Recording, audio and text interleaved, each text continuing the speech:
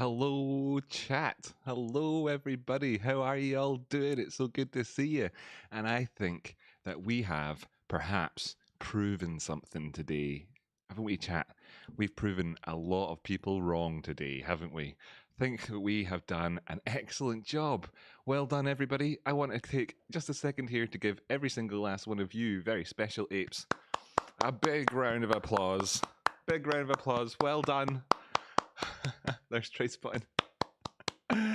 Well done. Well done, everybody. What a fantastic day. You've done absolutely wonderfully. And we can see that, of course, the smiley face caterpillar pattern has worked out very well for AMC, currently sitting at there at $15.39. And we have GME up here in around about the $210 area. Wow! Highs today of, what did we have today? Highs $216.94. That's some high right there, is it not, ladies and gentlemen? Wow! And AMC, what was its highs today? Like 1560, something like that? The high today, 1530 to 15. Wait a minute. Where does it say here? 1574. Wow. You're freaking amazing, Paul. You're the freaking amazing one, Paul. Thank you so much, though. Really do appreciate it. And do you know what? I want to say a massive shout out to two very special ladies in the chat today. Two very, very special ladies. We have, of course, Apple Blossom. She's a very special lady, and I want everybody to be very, very, very lovely to her. And Queen Bee, who's another very special lady, and I want everybody to be very lovely to those two as well. Just giving them special shout outs today because they're such lovely peoples. All right, okay, and of course to everybody else, thank you so much for joining me. Good to see you, Fed. Good to see you, Hunter Thompson, Christy, Says, Vin Kane. We've got Stonky Kong. We've got Jack, we've got Luke, we've got Bane, we've got 8 Alamo, we've got all the good people here. Everybody's here. It's good to see you. Nice to see you, Kim, Mass Spectrometer, and all. Well done, all of you people. I have to say, you've just done absolutely astoundingly. I'm super proud of you. There was people that said we couldn't do all of this, yet look at us. Here we are doing it. So screw you, peoples. The current prices of these things are good. Shall we look at them in a bit more detail, perhaps? What's the time? 8 minutes past 7. We've got plenty time left here. And yeah, so how are we doing? Well, we're up above this green box. Just hide off all the drawings, actually, and just kind of zoom out a wee bit and appreciate in terms of the AMC prices right now where we are. You know, we're right up here. And do you remember how crazy it was last time? Well, what we're doing this time is coming up here with, of course, a degree of momentum compared to, you know, all of those, let's face it, red candles that brought us up to the highs last time around, right? And then what do we have here? With GameStop, and of course, we are really, really, really sending a message right now with this pricing, and I think it's quite clear what that message is. Thank you so much, Daniel. That's right. In case of priapism caused by high GME levels, consult a doctor. And well, right. Look at this chart. I mean, this is something which you don't need to be no doctor to diagnose. We've obviously seen the prices have moved up into what has been, of course, a big old black area on the charts without very much candle action. Hey, where we are up in this price point, and it's so good to be here. And a lot of people looking at this right now are thinking, "Oh dearie me, I was mistaken." And thank you so much for that $10, Odin. Super appreciated. Yes, can you imagine how many people out there? We have the likes of course. Cheers, Odin. We have the likes, of course, of the Deity Pastille. The Deity Pastilles. Remember that guy who used to exist before, presumably, he completely imploded. Woo! Thank you so much, Odin. And Arfin Pipe, welcome to Early Supporter. You are in the family. Thank you so much, mate. That's so great. Yeah, so you have the likes of Deity Pastille, of course, who was screaming into his camera with gusto over the last week, talking about how he plans on burning people's money. And you know what, apes? What we've done is shown everybody that we are stronger together. United, we will not fall. So you might notice in the background there that there is a little bit of a kind of nice little picture there. And of course, I wanted that to be the case today, that we'd have this spacious feeling to the charts. Am I right? Make everything nice and spacious over here. How about if I move myself over as well a wee bit? Yeah, there we go. Nice floating stars and all the rest of it. Well, that's because every single last one of us is a star. You're a star, I'm a star, we're all stars together. We've got Cosmic Lightning Warrior dropping in here with Rocky. Can you compare the upward price action with pre-January squeeze? Volume looks kind of similar. Okay, pre-January kind of squeeze. Are we talking GME over here? Or are we talking? We're talking GME over here, aren't we? There we have it. Cosmic Lightning Warrior.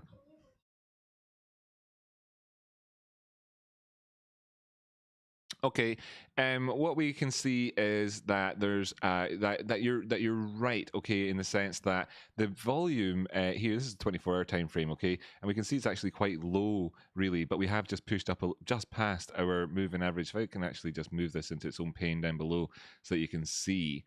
Ooh, what did I do there? Right, that's not what I wanted to do. I want to see the volume bigger screen here in terms of this chart here. Let's just get this on its own pane. A new pane below. That's right.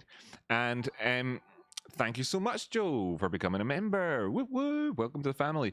So we have, of course, January over here when everything went crazy, right? And in the run up to it, we had this. We had lower volume, right? Lower volume preceding lift off point, and we've had that here recently. But what we can see is that we've just poked up above this moving average on the volume. Maybe that's something that Cosmic Lightning Warrior was speaking about as well. We're just poking our heads up above the volume. If we do get days, going on day after day where we have an increase in volume on average, then of course we can expect to see things really kind of getting a nice push towards the top side. So there's that aspect of things. They're kind of like looking at the diminishing aspect of the volume as we're going through this period of consolidation as well. Love you, bro, says Worth His Life. Thanks so much, Worthy Mate. And Paula, welcome to the generous person tier. Wow, you are a generous person. You're such a generous person. Thank you so much for that. And Carson, welcome to Early Support. Fantastic. Thanks so much for joining the family. Love you too. Love you too. So yeah, we've got this whole diminishing volume aspect of things, and that's what kind of happens during consolidation, as you have the whole tug of war thing happening. If you can think of like increased consolidation, increased volume, as you can kind of think about things a little bit like something along these sorts of lines. So you've got a war happening between two groups of people. You've got someone over here who is, of course, pulling on a rope saying, I want the prices to go up, yo. And somebody over here who is, of course, pulling on a rope saying, I want the prices to go down, yo. And of course, every time you've got an increase in volume, what it can, of course, represent is somebody else joining into the party, etc. So saying, hey, F you guys, apes together, etc. And this is what we want to see happen, of course, with regards to any volume increases that we could be having, coinciding with the price action, more or less moving towards the top side. And by more or less, I mean there's always going to be oscillations, right? We know that prices come up and down, etc. So with GME, for example, the prices were at 217 earlier on, they're at 211 right now, and 5 minutes ago they're at 208, etc., etc. So there's always going to be that. And really, overall, we want to see then more and more monkeys getting on the side and pulling this tug of war and kind of winning it towards the top side. Of course, I am not a cat chipping in there with a 99p donation. Thank you so much for that. Really appreciate it. A nice sticker there as well. Wow. Yeah, fantastic. Thanks, mate.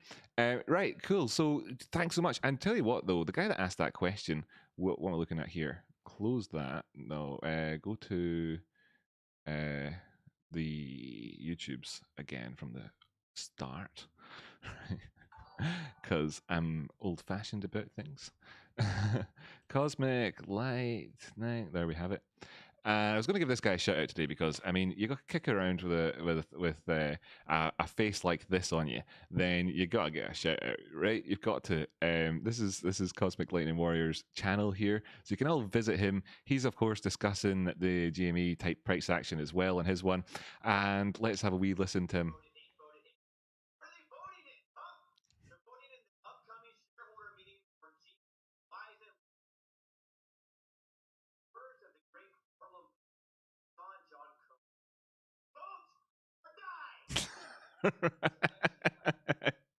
Okay, nice one. Touches of this type of enthusiasm.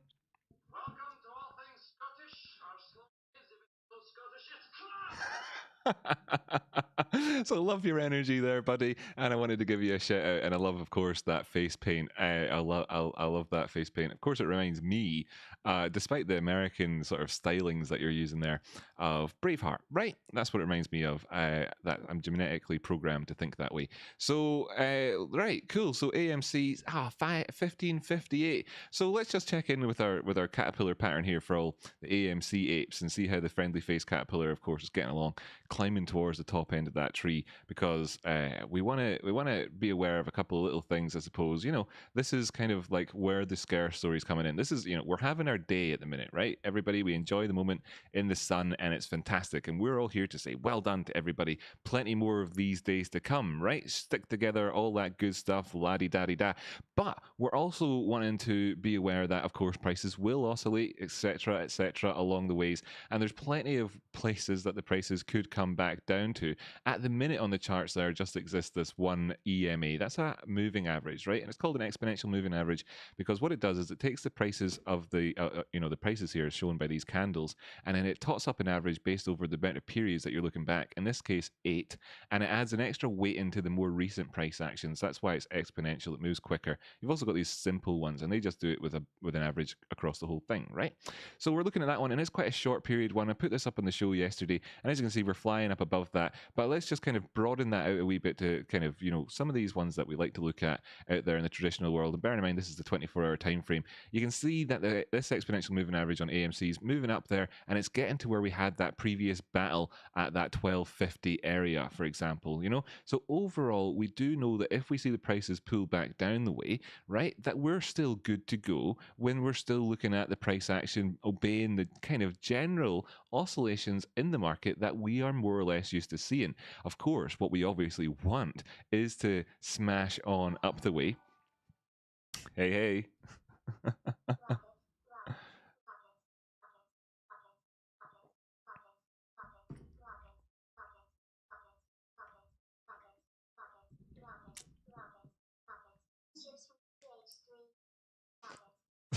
Thanks so much, Fed. So, gives me a chance to hydrate. Everybody out there, remember, of course, hydration is important. Wear sunblock, all that good stuff, right? Have a drink if you've got one. And yeah, of course, what we want to see is the prices smashing on up towards the top side, but we have to be happy to have seen them achieve what they've achieved so far. But if I look between these previous highs here, I don't want to ditch all my drawings off the chart, but I appreciate that it's fairly messy. What about if I get rid of some of these recent brush stroke things, because they're distracting, right? So that's tiny bit better. If we're looking between the high that came in here and just that came in at around about this 1450 area and the low that came in thereafter, the next subsequent lower in around about $12, and we consider, between those two zones, what we're looking at in terms of where we've come from since, you know, how much higher have we extended beyond our previous high, as in terms of a percentage. And what we're going to look at in terms of this percentage is as corresponding to the drop down that we just had. So how much higher have we come up past our previous high with regards to the drop that we had as a percentage? Why would you want to do that? I don't know, man. It's crazy the stuff we do in technical analysis, right? But that's just what you would do. And I have this Fibonacci thing over here showing us that we've come up to the 1.272 area just now, where we're finding the prices having their bodies at. And that's okay. That's okay. That's actually really good to see us that we're up at that area.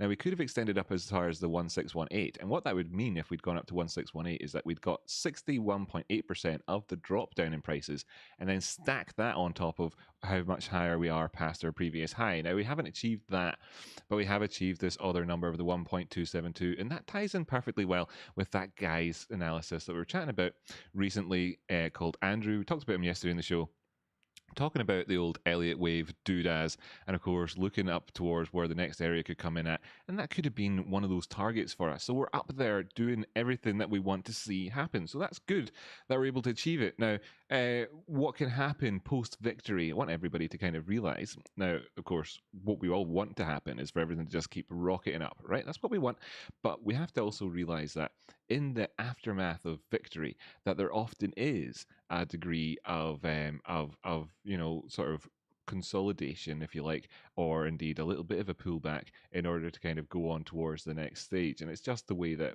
kind of, well, if we want to like think about war, etc., has always kind of worked. You gain a bit of ground, and then you need to say, right, let's make sure we don't lose that little bit behind us. Okay, we're up so far up. This is brilliant to be here. Let's just not lose that ground that's behind us. And that's where we are looking at the minute. Got a couple of areas to look to. So if we did actually drop down next, 1360 could be that thing. Just throwing that out there as a sort of rough, just to kind of cut it off at the pass when it comes to the whole, chat. You'll know yourself. There's going to be a million people coming in here saying, what's the best buy price to get at next, etc. So we can look towards that one as being like a tasty area for like where it could go up. Now, in the same way that we know a lot of people out there at the minute are feeling very foolish because we proved them wrong with GME and AMC with regards to the prices moving towards the top side. We've proved a lot of people wrong today, chat. We've done a really good job. In the same way that a lot of people out there then therefore are feeling foolish at the minute, then if we did see the prices drop back down the way, then of course we could start to feel like the same sort of feelings that a lot of them are feeling right now. So just take a second to remember the joyousness that we have at the minute, and how that will then, obviously, what we look to have happen is for that to return, right? If there is any sort of pullback. And that's a good thing maybe to bear in mind right now. For example, looking at GME at $207.11, it's like we have done amazing so far. And really, the garden variety and the common ape are exceedingly happy seeing the prices above $200, and what we want to see is for us to push past 210. Okay, that's it. Fantastic. That's the next sort of tug of war point. Let's take a look closer then at the GME prices, because we've just spent a few minutes there looking at AMC, kind of discussing how we've come up high past previous areas and what did we have drawn out here for GME. So we talked about this before, okay, and we talked about this as well. So the enthusiasm, we talked about this quite in detail. The enthusiasm leading up to this point saw us consolidate in here.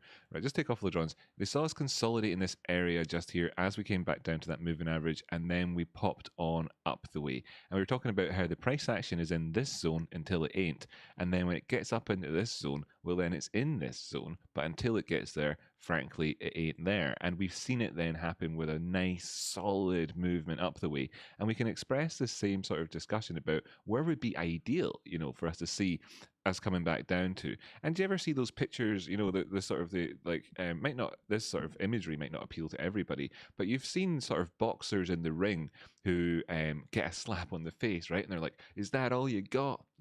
And the is that all you got moment for us would be coming in here if the prices drop back down to 186, and it's like, if that's what happens, then show me what you got. If it takes us to 186, then fantastic, right? Because there'll be a whole legion of apes looking at that sort of price point at that stage saying, well, we're in this area and we're going to want to stay in this area. If we do see pullbacks down the way and it pushes on down, we come back in and have little dips in there, dipping our toes into this region where it was like where we don't want to be anymore. That's okay, because as you can see in the past, we did flirt on the upside with being in this region where we want to be. We did it several times. So in the same sense, we could see that happen, right? If we're actually able to actually push on past this, and this is when I talked about 210 as being important, then we're into even more of this new story, okay? At the minute, we've done precisely what we wanted to do. That is what it means when people say that the bulls are in control of the market. So you, my silverback gorilla bulls out there, of course, have achieved this. So again, well done to you all. Well done to you all. And I should say us. Well done to us all. Am I right? So well done, chat. Well done, us. And that is the story at the minute. So there could, of course, be some scuffed knees and every so often some tears along the way for some people, especially those who sort of paper hand at key areas, you know. Now, we do have another area to look to, which we would like to see, you know, in a sort of lovely world in terms of if we're going to suffer any sorts of pullbacks, where is that going to be? Well, it comes in actually here at the 0.65 Fibonacci retracement point. That is at the edge of this, what's known as the golden pocket. And that's at 199 buckaroonies. Let's just call it 200, right, for brevity's sake. So if we're looking at that point and saying that would be ideal overall, it makes a lot of sense as well because it's got that round number aspect to it, you know, where a lot of people will be looking and saying, hey, you know, I'll take 5% off the price of this. It's a 5% discount if it goes to 200, etc. And that type of thinking. And that's where we stand with these because, well done, bulls. Well done, chat. Well done, all of us. Well done. So, Dilip Patel says, how are you doing, Rocky? And I have to say, I'm doing very well. I'll just quickly hydrate, though, and make sure that that continues. Scottish water. Doppelganger under attack. You mean discount prices? That's right. That's exactly what I went on to then ultimately say. I wonder if you caught my subconscious with your message there, Doppelganger. I was chatting inside Jamie's chat and trade spottings earlier on with regards to doppelgangers and all the rest of it. I've got a couple at the minute, like who would play you in the movie, and we're talking about that with Jamie and saying who would play Jamie. A couple of suggestions coming in from for Scottish actors, you know, and all that. If I had to choose a Scottish actor to play me in the movie, I'd hope they choose Gerard Butler. That would be for me. Thanks very much. Let's do this, and you can dress up whatever way he likes and all the rest of it, and be all like rah and all that if he wants. That's cool. Just fucking eat your heart out, Jared. Go for it. Full thing, love it. Right, so that's could do me. We're talking about maybe James McAvoy for trade spotting. I think we could that's all right. We could have Daniel Day-Lewis though do it. And when that suggestion came up, it did make me a tad jelly. But I have to say that scene from the I tried doing a bit of it, you know, the other day when I was talking about the milkshake from There Will Be Blood.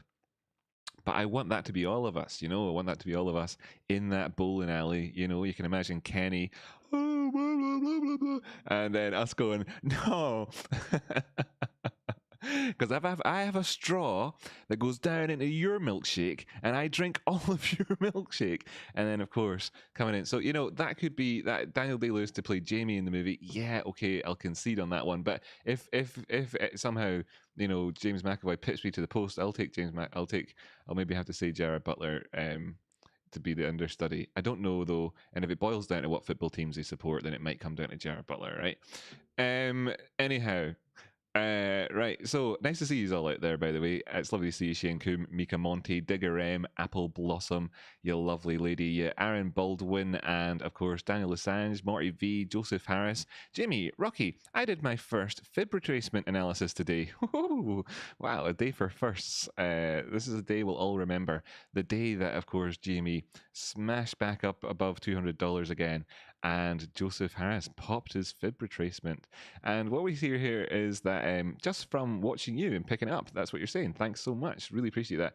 Really helping me understand market dynamics better. That's what it's all about. That's what you have to understand here. Now, of course, I'm indulging in a good degree of that. We're coming up to 8:30, so we'll finish out the half hour of the show looking at lower time frames really than the 24-hour. But the market dynamics here are very much easier to see whenever you're able to incorporate multiple time frames into what you're looking at. So, top tip on that front as well coming in, just to supplement what Joseph Harris was saying. Thanks very much. Peter here dropping in here and saying my GME target by week's end is 231. 231? 231, Peter. What indeed has led to that being the case? I mean, is it just as simple as looking between these areas, or will it give me an insight into it? What are we looking at here up next? You know, 272, 238, you're looking between those two, but what could be over to the left? We've got a couple of things in at this 231 area, just where that little kind of knot, so to speak. It's not really on that, you know, if we went to a lower time frame, it might look like that. Area was where we had this last little inflection, interesting stuff. That's a number of good reasons. But what did you say as well? Is it for the week? Is that what you said? Wouldn't that be good? Wouldn't that be good? Week for the week's end. So people, we have one of our fellow apes out there coming in with a nice target for us, and you can imagine that. I mean, that's 10% up from where we are right now. Am I right? Yeah, I'm right. That'd be nice. That'd be a lot more people proven wrong. Just keep on adding them to the dumpster, eh? Just keep on adding them in there with their with the pill and all the rest of them. Felix was thinking of keeping my profits in my broker after the squeeze. I'm on an ISA and can only put back in 20k a year. Right, yeah. Well, I mean, you're going to have to think about all of your own tax things ourselves. What we do here is just kind of, talk about the charts and whatnot. I can't do the whole financial advice aspect of things, but it's an interesting one that, of course, people in the UK should be thinking about things like ISAs and whatever when it comes to managing their finances, probably. Of course, plenty of folk out there who are insured to talk about these things. Advil Luma says, if there were to be another big run up, it would happen in the aftermarket. Well, what we want to see, Advil, Avdil, get it right. Sorry for being dyslexic reading your name there. Is, and mixing up with a major brand name, sorry, is we want to see that happening during normal operating hours, right? So what's what we want, for all of the good stuff, the juicy stuff to be happening. And so you can get a sort of a wee insight into that by looking at sort of previous little bits of action in the after hours when it came to AMC, which are not currently showing on my prices. Anyway, people talking about how it bust past $15 during this phase just here, when of course it hadn't actually done it in terms of like reality. So if we talk about things like, we'll just call post-market, aftermarket, pre-market trading vanity, and we'll call the open hours sanity, right? Not to say that there isn't a place for vanity in the world, because there absolutely is.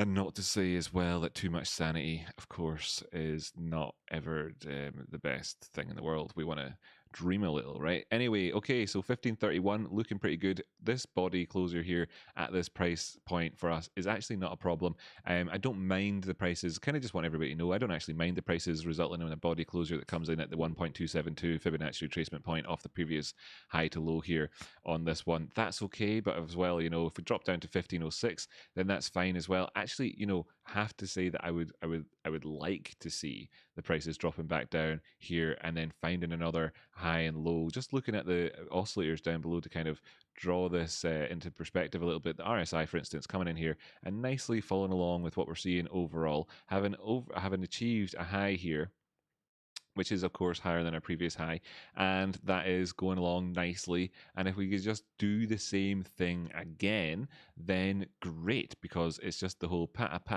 pong of the beat of our drum as we march along here together, ladies and gents. Now as well, when you're looking at the stochastics, then well, actually, look, people asked me recently when it came to the stochastics, how much time we got here? 38 minutes 31, doing all right. People asked me recently, what's the dealio, what's the difference between the stochastics and the RSI? I've talked about the RSI. The whole world talks about the RSI at great length. One of the things that the stochastic does is it takes the high of the previous 14 candles and the low of the previous 14 candles, 1, 2, 3, 4, 5, 6, 7, 8, 9, 10, 11, 12, 13, 14, right? And that's part of its calculation. And then it takes the current price as well, and it draws a comparison between these points, okay, to come up with the current number on the stochastic value. So whenever you're looking at the price point, the price movement going along, it's built in with a more averaged out average within an average that you're looking at, and that's great for comparing things like peaks and troughs in markets, etc., and how you're performing when you push past previous highs, etc., and it lends itself super well to analyzing momentum, etc., along the way. With the RSI, the calculation, which is built in because it adds and minuses to the previous calculation, so at any given stage, the work to work out 14 periods, of the 14 periods, 13 periods are kind of worked out by virtue of the fact that you did the previous candle. Excuse me, everybody, talking to the mathematicians out there. And then you're kind of adding that onto the previous one.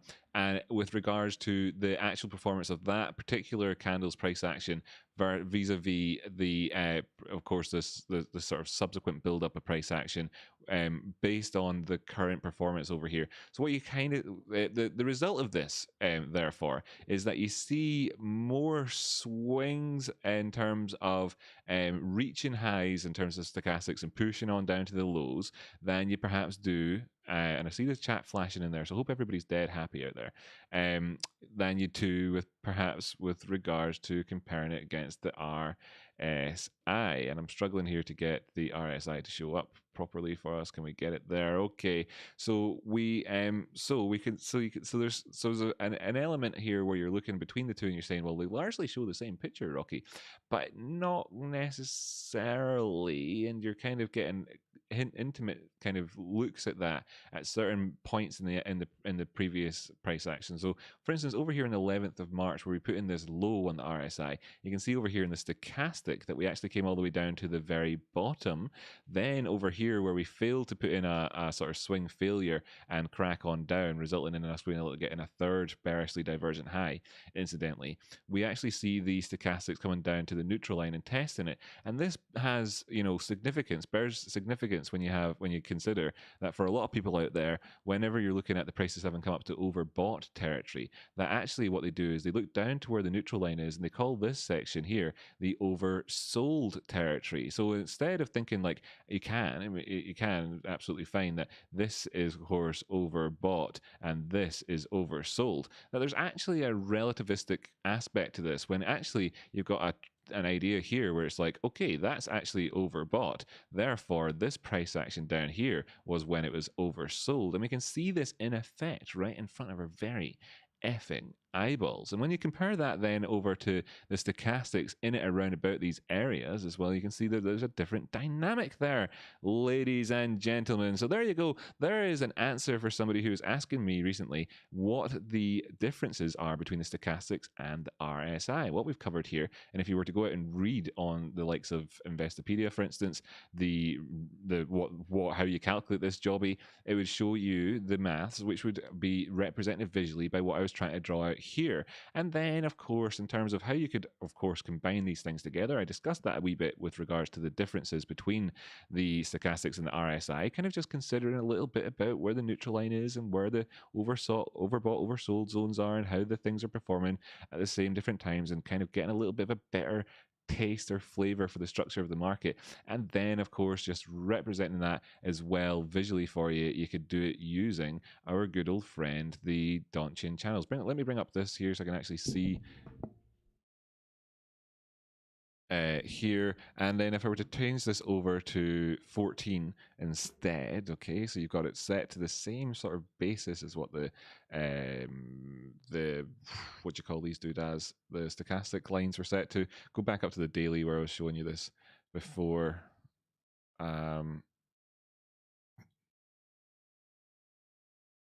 Right, somebody wants my microphone louder. Let's just check this out. Can I get it louder? Let's see. That's a bit louder. Awesome. And that's a bit louder. That was a bit louder. Great. And I can speak a bit louder. How about that? Ha! I'm good at speaking louder. Anyhow, right, skip it, right? The Dungeon Channels aspect I was trying to show you wouldn't really be fully represented in the sense that we'd have to have, a pullback candle here for me to be able to show you that the current high in the Dungeon Channels set to 14 periods ties in with that high just there, etc., etc. Wherever it was we started talking about all of that. I guess it wasn't actually on the 24-hour time frame. It was on something else, I suppose, whatever. So there we have it. Right, great, nice one. Anyway, nice little discussion for us. And we have what? So that only took about 6 minutes. That's all good. That's good. That's cool. We talked about the stochastics a wee bit. That's Rocky. That's impossible for anybody to see. Okay, that's better.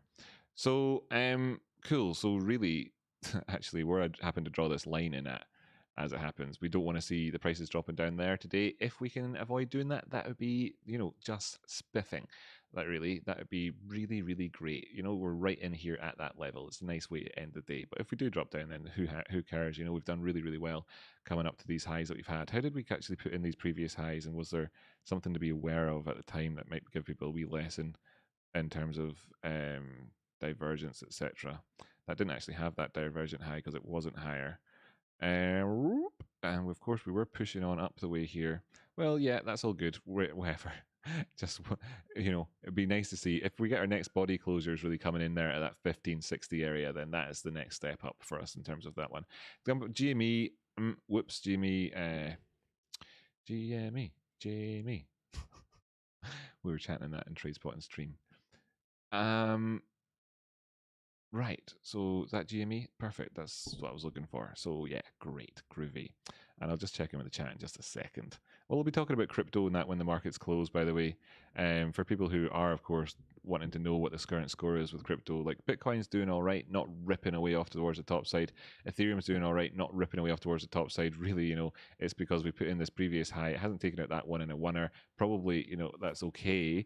And we're kind of going to be discussing this scenario about whether or not we come in for a higher low at some point on those ones. We'll get around to talking about all the crypto markets soon, right? Real soon. Real soon. With the GME prices, then, well, looking good. Previous high over here.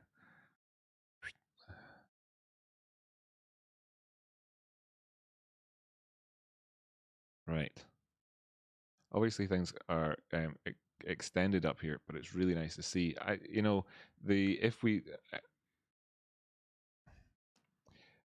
If we can push on up, then I'm inclined to agree with Peter's target for the sort of 231 region. But right now, what we're looking at is just how we're going to operate in this zone. I mean, coming up here and kind of finishing the day out at the 210 zone is the ideal, and that's great. And all the garden variety apes out there will be super happy with it. 1560, yeah, great. AMC doing exactly what I want to see it doing towards the end of the day. Fantastic. Hoping for that to happen maybe can be a bit much, but down to the 5 minute time frame. See that? This is a sort of 5 minute bull flag, just kind of giving us a setup. Waiting at this stage, we're going to have another 4 candles of this to print out in terms of the 5 minutes, so we could certainly come up and challenge this. How are we looking there? Is that hidden bullish divergence just kind of potentially forming for us just here? A bit rich to call it that, but you could. Yeah, really strong end to the day so far. Fantastic. We've done everything that we've wanted to do. It's absolutely fantastic. And we've done it in such a way that we can see pullbacks without having to suffer the ignominy of doing it under bearish divergence conditions. Am I right?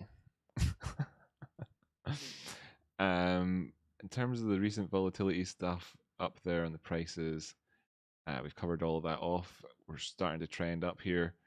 Nice. We have come up towards above the blue line here on the DMI. See the top of the screen, you've got this thing called the DMI, and we've come up above the blue line. This green one that I'm using, if you downloaded my tools, then you might have seen that as yellow. Thanks for you and your brother for all that you do. Oded Menkes. Thanks so much, mate. Oded. Oded? It's these names that are unusual for me. Oded Menkes. I mean, that's a quality name. Matthew P.E. Forrest, welcome to Early Supporter, my friend. Thank you so much. Right, so you can see here, we've obviously pushed up past that 40 zone.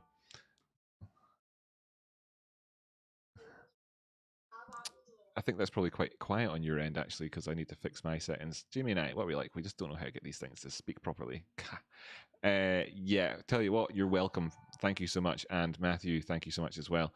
Goblin Attorney is asking me right now, so in what conditions would you prefer to use stochastic versus RSI and vice versa? Well, I mean, generally speaking, you're pretty good to go in terms of a lot of different things. But if you're looking, when I laid a little bit of extra emphasis on there when I was talking about the how it compares it back to your previous high and low close values, actually, tell you what, we might as well enhance this by giving everybody the actual thingy.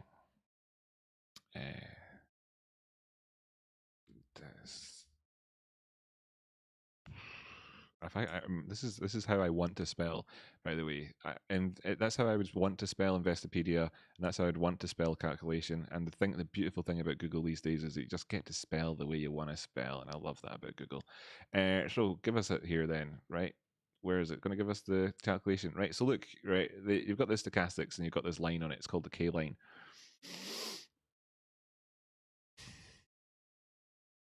Everything's going along swimmingly, by the way. 1579, 1580 in terms of AMC, actually overachieving, pushing on past that. This is what we want to see. I didn't want to say, like, we pushed past our previous high, which is pushing past the dungeon channels. This is it. That's what we wanted to have. Now, if we could get this body to close up here, just this one. How long's left on it? We've got what have we got left on this body? 1 minute 50 seconds. Right, just chill out in this area for 1 minute and 50 seconds. Would you mind? Would you mind? I suppose I can get the chart set up to talk about the stochastics a little bit more again here in a second. The short answer, by the way, for your question was in an oscillating market, the stochastics can be very useful. By oscillating, I kind of mean like sideways, kangaroo tendencies, if you like, with actual movement in prices, as opposed to like just sort of something that's gone pure blue chip. What do we have here? What do we have here? Do we have it closing? Got a minute left. Right, a minute's fine to talk about this. So you got this line here, it's called the K line, right? And I've got it set to 14. That's 14 periods. Over here in the definition, you can see that it's 14 is like your sort of out of the box settings. K is the calculation that you're trying to achieve. And the way you do it is you take the closing price at the minute, your closing price, your latest closing price, and at any given time, that means the actual current price. So when you're using calculations like that, what that means is that it's right now, this thing has a value printed out there in the stochastics, and it's determined by, of course, the price right now, which happens to be on AMC up there at 1583, managing to close above the Donchain channels and give us that extra push on past as we spoke about in yesterday's episode. And that's, of course, extremely healthy for the price action should it manage to do it in the period of the next 22 seconds. And what you do is you take the lower value from the previous 14 candles and you minus that from the current value, and then of course you divide that by the highs and the lows over the last 14 periods, right? So back over to the AMC charts and just checking in here. 5, 4, 3, 2, 1, and relax. Excellent, we did it. Well done, everybody. Fantastic. Just pushing on. Just keep on keeping on. Now, this candle being red, etc., all good. We talked about this previously. We know the significance of what we've just achieved, right? It's more about what we've just achieved than necessarily what we're going to go on to do, because that type of aspect. Right, so there you have their K line in there, and that's the yellow line of my stochastics down below. In fact, I'm going to change that over to green. This toxic green, please, and I'll make it thicker as well. So that toxic green line, that's the K line, and that's taken into account your previous highs and lows over the past 14 periods, right? So then, as a result of that calculation, of course, you're going to get a number that's less than 1, and you can times that by 100, and that facilitates an index. Okay, so when you've got an index, that's what that means in terms of like one of these values that can go up to 100. Actually, it can go up as high as 200 on the stochastics. I forgot that. Nightsmith, oh, thank you so much for becoming a member. Right, so that goes all the way up to 200. It's because of the potential. It's always going to be a number basically lower than 2, right? That gets times by 100, so it goes as high as 200. Okie dokie. And theoretically, you can go down to minus 200. I mean, you could change it so that it was just timesing it by 50 if you wanted the same thing across 100, right? But they've gone for the 200, whatevs. And then you get to then say, well, hey, we're in an oscillating market. So at the minute, if we did get a pullback right now because of the way that we've just gone past our previous high over there, and because of the way that this is influenced by all of that looking back the way, you can see that right now in the stochastics, we're poking our heads up above, or just in line with the previous high that we had on the stochastics, which results in the stochastics right now managing to get by without any of that bearish divergence. Whereas on the RSI, you're not seeing the same story. Okay, so let's just broaden this out a wee bit more with the sort of the relative strength index Investopedia. Right, again, I just spell it the way I want to. Thanks, Google, you fixed it up for me. That's what I want. That's the one I wanted. There we have it there. How are we doing with prices?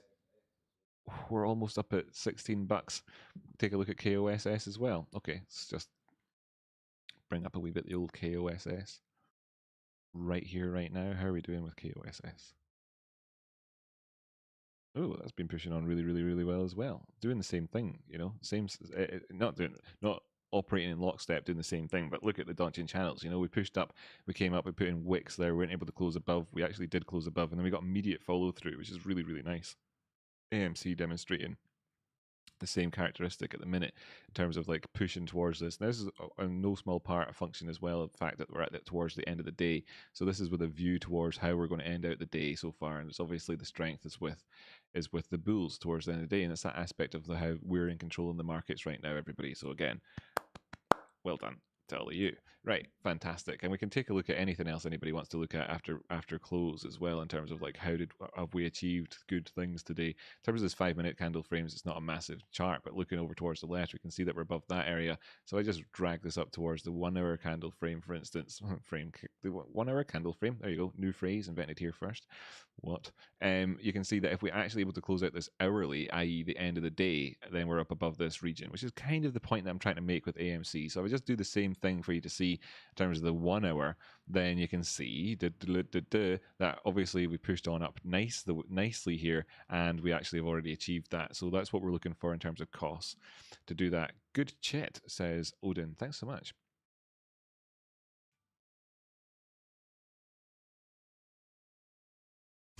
Thanks so much. Thanks so much. Costs having come up here and pushed in without that divergence is actually counterintuitively, cost prices have to close up like this today. Okay, they have to close up like this, right? Because otherwise they'll end up with the bearish divergence most likely if they pull back down the way, because the bodies are all stacked up here with this wick over towards the left, and that results in this overall difficulty sort of procedure to really push up there without divergence. Right.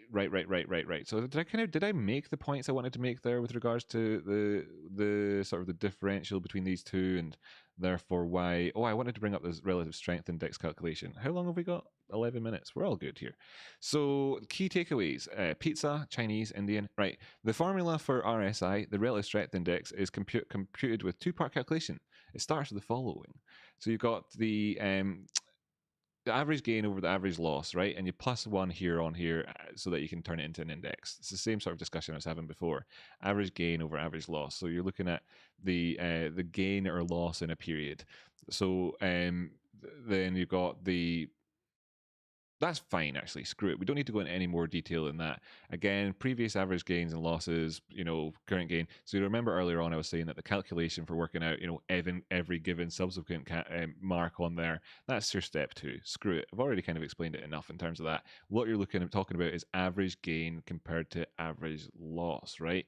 In the period of time, which is distinctly different to looking at the high that you've had versus the current close. The high that you're having here, the current market price, or the close that you come in with, and how that compares minus the highest low that you've had over a period of time. Now, when I did that drawing with regards to the divergences, and I kind of used triangles to do them, you can see then why I was drawing in from different sort of areas with regards to the how these things are worked out, because the stochastics has got a different sort of leaning in terms of, like, bearing in mind where your previous low was and where your previous high was, in terms of like forcing this thing to stay in a position for slightly longer, whereas the RSI might not have it, and vice versa at given times, just in terms of how they can work.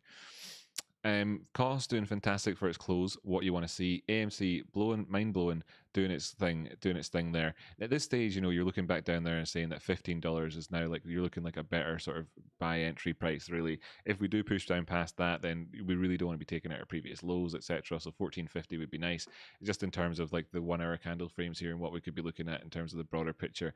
No, in terms of the narrower picture. In terms of the broader picture, of course, we could be looking towards either of these levels fairly happily without having to sort of cry too much into our cornflakes about it. But this wonderful, doing wonderful, exactly what we want. Totally wonderful, and GME equally is wonderful. It's not gone on beyond these zones and pushed up above it. Kind of, you would want it to, in the same sort of a sense, with if you were looking at this, the stochastic here.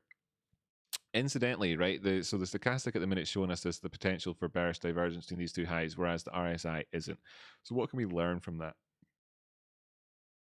When the previous high at this point was looking over to the left, and we can see the previous high was here, etc.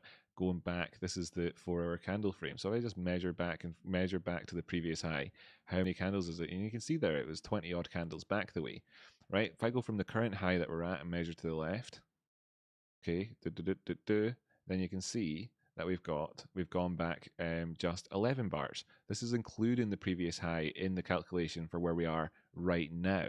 in terms of this movement.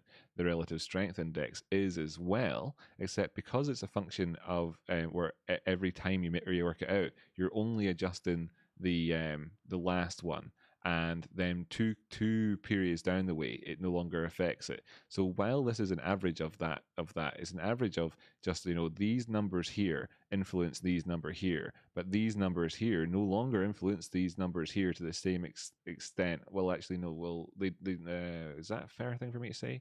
Is that a fair thing for me to say? I'm going to retract that statement. That's not a fair thing for me to say. We're doing really well here still, by the way, on this one. We're still doing great. I don't know if that's a fair thing for me to say. Really concerned about giving out the right information. Nevertheless, it's the differential between what we can say. What chart was I looking at the time? What you can say is that because this is looking at the high that it had in the previous 14 periods as part of the calculation for every part of this, etc. Whereas this is looking at the differential between it and the previous one on average over this period of time. That you can say that because as a result of us having this high here previously to where we are now, that its divergence signal maybe isn't so great in a market which was previously oscillating and is now in a trending situation, which is what the differential is whenever I was saying that I would be happy to use this in an oscillating market perhaps more than the RSI, right? So I feel like I've delivered there in terms of hitherto never explained so well stuff with regards to those two, but I appreciate that there would be a good chunk of people could potentially be sat out there at the minute going, I genuinely am lost right now, and I'll just meet you halfway. I'm coming over to the chat here. We've got the last 5 minutes of the candles. I'm going to bring up my multi-screen here, so we've got all the ones we want on. What else would maybe people we can just put on costs up there since somebody was talking about it. So it's just here is costs for us. And we can chat in with the chat. So just let me just make sure that everybody at least got something out of that. And who was it that asked me the question earlier on as well? Because I no doubt over answered you somewhat. Dragon Slayer, right? Love your vibe. Please explain how you know what we are not in the middle of a bull trap with GME, or that is not just shorts pumping and dumping the stock again, covering. Well, that was maybe the same person that asked me that question earlier on. Don't want to give too much attention, but I think that's a good question, and perhaps on behalf of speaking for everybody else at the minute, I would like to point out the fact that this becomes a bull trap only at stages whenever you break market structure and push towards the downside. Overall, if you were to say that is a bull trap, that it's like, it depends. What type of bull are you trapping? In markets where they're kind of volatile, this one here where it went sideways a wee while at the top was not a bull trap compared to over here we had the wick that blasted up, came back down the way and then moved down, even though the prices here a few days later were higher compared to over here where the prices were lower. You'd say that this was more of a bull trap than where we are just now, given the fact that at that high it dropped down 27%, whereas despite the fact that over the period of the next couple of weeks here it didn't drop down as much, and then when it did drop down it only went down 20, sort of, in terms of like when are you trapped, etc. So that was much more trappy than over here. If we did see a big pullback down the way, then you would describe it as being a bull trap in at those times. And it's a bit of a retrospective thing in a sense, it depends. Like the coming in here without divergence, etc., is good. I was kind of talking about this from the point of view of where we want to see the prices end at for us to be satisfied, knowing that there could be a pullback at that stage, and it would be a healthy enough one to have, given the fact that we did what we've done in the way that it's good to do it, because we're achieving things the right way, and therefore doing it without divergence, etc., and it's a healthy operation in a market. So when you're anticipating that, it's a lot less bull trappy, but it depends. It kind of depends. For me personally, I like to kind of call a bull trap when it's a trap, when it's an actual trap. If it did pull back down the way and then of course, oh my goodness, we've not done something, that's looking for market opening prices, etc. The fact of the matter is we've got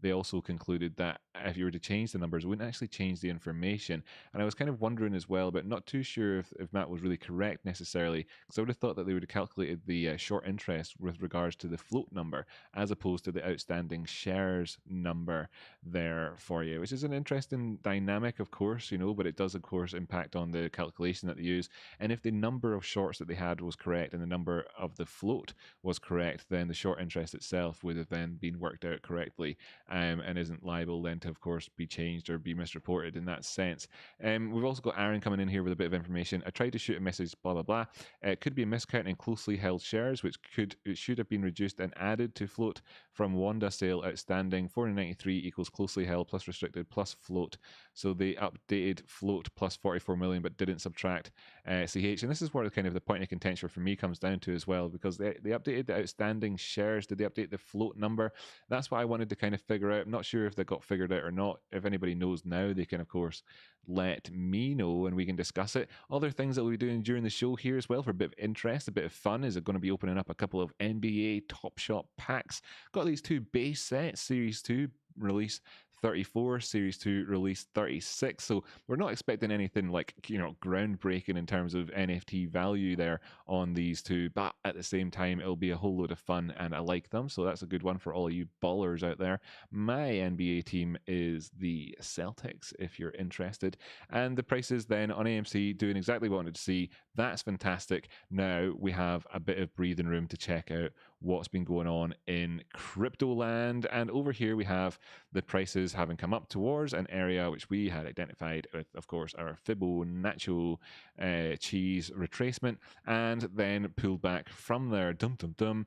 What this means, however, when you take a look at these wicks that are a little bit lower and where the price action has come to so far, there is a case for the hopium to be made. So I wanted to do that here, right now, for us all. Now, because of the benefit of Donchian channels pointing out, this is my, of course, extremely well-educated apes out there at this stage, you know that this line running horizontal along from that top there is calculated based on that wick at the top there, right? So you know when I draw in my Fibonacci retracement using that line to line it up rather than going right to the candle itself, that I have indeed chosen the right place. And down here, when I go to draw in and align that yellow line up with the blue line down below, bing, and get that on there, that you know that, of course, is the case as well. It's lined up correctly, even though it's not right on top of the charts there. A little kind of, workflow tip for people who've got extra stuff on their charts. You think, oh, it's too noisy to read anything. Well, actually, it kind of makes some things sometimes a little bit easier to do. And I've got my eyes on this white line here. I'm going to make it white for us to see here on the go with Bitcoin. And we can see that the prices have dropped down below it today. So when we're looking at the previous price action down at this low here, this wick, and we saw that the next ones came up, these two candles both come up here and pushing up so high that it was clear that the price action here was operating in around about a 236 Fibonacci retracement. Then they came down and were resisted by it that next time here. You can see the wick come up and touching it on the next 2 days, almost as if it's like magic. Well, here we have it that we came up and we hit off of a larger scale Fibonacci area, which is it's 382, right? 382 Fibonacci in there at 39, and we can call that 40,000. So when the prices came up to 40,000, they then retrace from it and pop back down beneath this area. That's obviously not ideal, but this is just kind of a bit of that flux that we're seeing when we're in this little bit of a zone right here. So this is the key zone for us. And if Bitcoin wants to lead the way for us, then it needs to get through this red box. Okay, when it gets through this red box, we can, of course, tackle certain areas on from there. But this is the first chance if we want to get through. Actually, to be honest with you, it's like this red box and there's your median line within it. But we need to take out those areas up above to really, start putting in higher highs. So you can cover it like that. I'm going to just pop it in between that zone and say, so long as we get up there and start finding closures above it, there's a good chance that we could actually try at least see, and it would be, especially in terms of crypto, really a relatively easy enough sort of path in terms of how many hours, etc. you'd have to kind of calculate your why am I talking about it like it's science? You'd be able to choose whatever you want to do. You'd have time, bro. So there'd be that. Then we'd be looking at Ethereum and kind of, postulating along the same lines and wondering if at all we're doing any better with regards to the low that we had all the way down there and then the subsequent highs that we've had. But let's just take it up to this high here.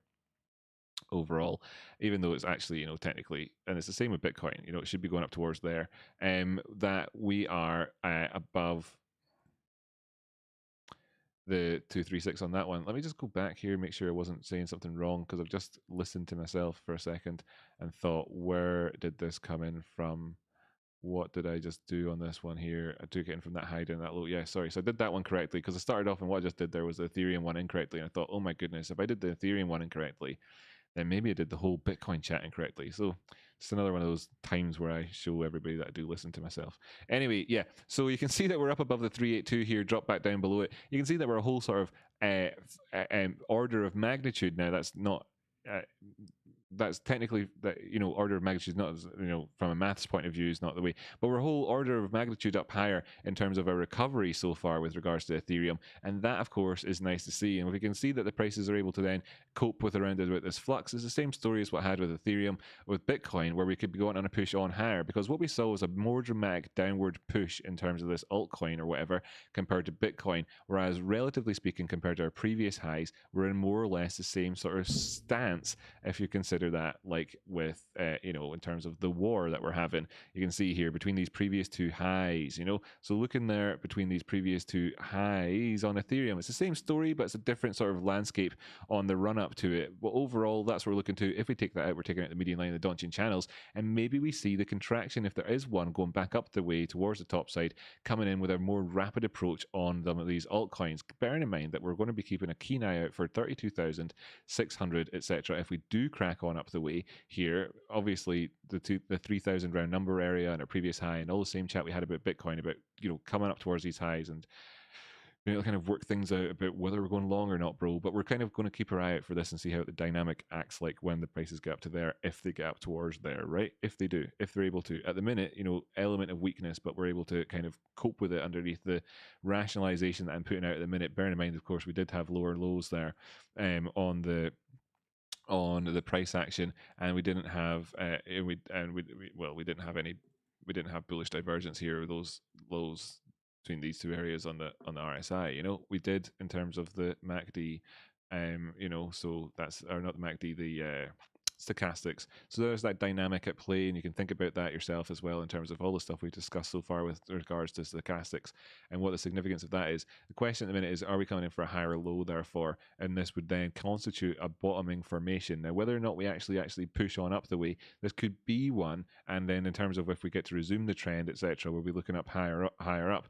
So flicking back over towards Link, or flicking on down the way and just kind of going at another sort of altcoin, because this is kind of a nice spectrum of altcoins to look through to give you that kind of feeling across the market. Then you can kind of then pick and choose which ones you want and pop them between the analysis we've already done. With regards to the Chainlink prices, again here, you know, that low that came in without the divergence here in the stochastics, however, again, didn't have that divergence, right? So it was a bit more weak, and that's what we were talking about at the time.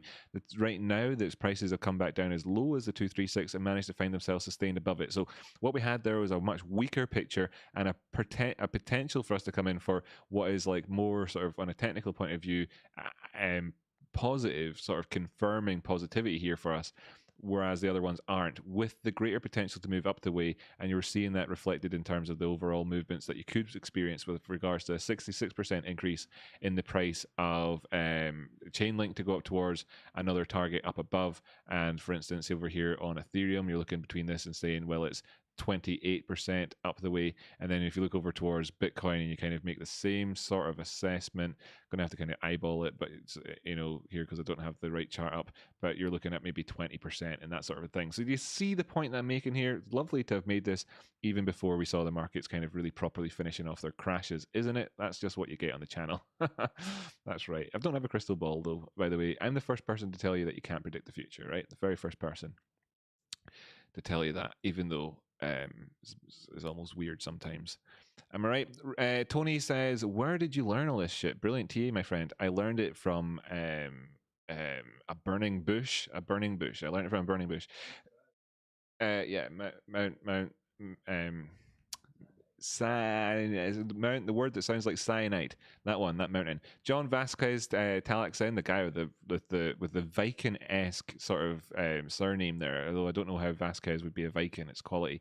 TradeSpotting and Rocky Outcrop. Have either of you been behind the scenes of a hedge fund covering shorts? If so, what's the logistics? I've not been behind the scenes on a hedge fund covering shorts at that time. I couldn't claim to have that direct experience, but I do know the direct experience of working with these people under other circumstances, etc. And the human aspect of things is very, very real. Okay, you can't really legislate away the human sort of condition, not the dying part, but the well, that'd be good if you could. But the whole being lying, cheats, and frauds. Covering their own asses, etc. Classic stuff, you know. So if you can think about it along those lines, in terms of any other thing that you've ever been in any work of life, and that, then it's no really any different. You just don't want to see behind the scenes in that way. And people out there can attest to this. You know, anyone in the audience right now who's a nurse, for example, could talk all about the sort of crazy shit that goes on behind the scenes during operations or whatever that you wake up and you're oblivious to. And it's the same sort of stuff happens behind the scenes in the financials infrastructure in the world. Crazy human stuff, you know, human mistakes and human idiot things and all sorts of stuff, you know. But then you kind of hope that the markets are still there the next day when you wake up, despite it all.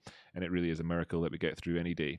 But then there'd be lots of lying, cheating, and all that, right? Lying and cheating, just lie it right up. Lie. I mean, these people are the liars all the time, right? It's no secret. They might think it's a secret, but then they'd be lying to themselves, which of course is consistent with what they do. So that would probably be accurate. Ralpho Pinto says, ah ha ha ha, what a day. Couldn't agree more, mate. Oh dear Lee, what an awesome day we had. I'll be on tomorrow for a bit watching the stock if you want to come hang. Cool, that's great. I'll be hanging. Stefan says, yo. Awesome. Jose says, bing bong. I agree with that one. LC says, go Sixers. I think that's a Toronto reference. We even have, you know, a Kalmarnock-tician living in Toronto there. Reveal yourself if you desire. Matthew P. Forrest says 211, and I agree. Absolutely fantastic. This is it. This is what we achieved today. Really wonderful stuff. I'm super pleased. Super pleased and pleased for all of you. You're such excellent people. Really wonderful community, Billy. What wonderful people. Want to again extend today to wonderful women out there in the audience who are a part of this. Whether you're watching right now or not, big up Apple Blossom and of course VIP Queen Bee. Wonderful people. Just wanted to give them special recognition today. Go back to normal tomorrow.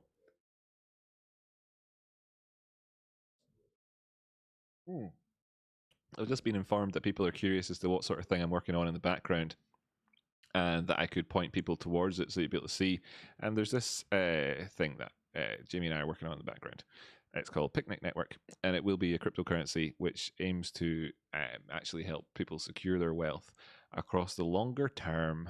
And we have all this information out here, and it'll be full of wonderful innovation, absolutely, for everybody. And I'm not like, you know, go into great detail here about all this sort of stuff, but people are I do ask, you know, every so often, what do you do? And the quick answer is that Jimmy and I are both traders, but that doesn't satisfy people. All I want to know what else we do.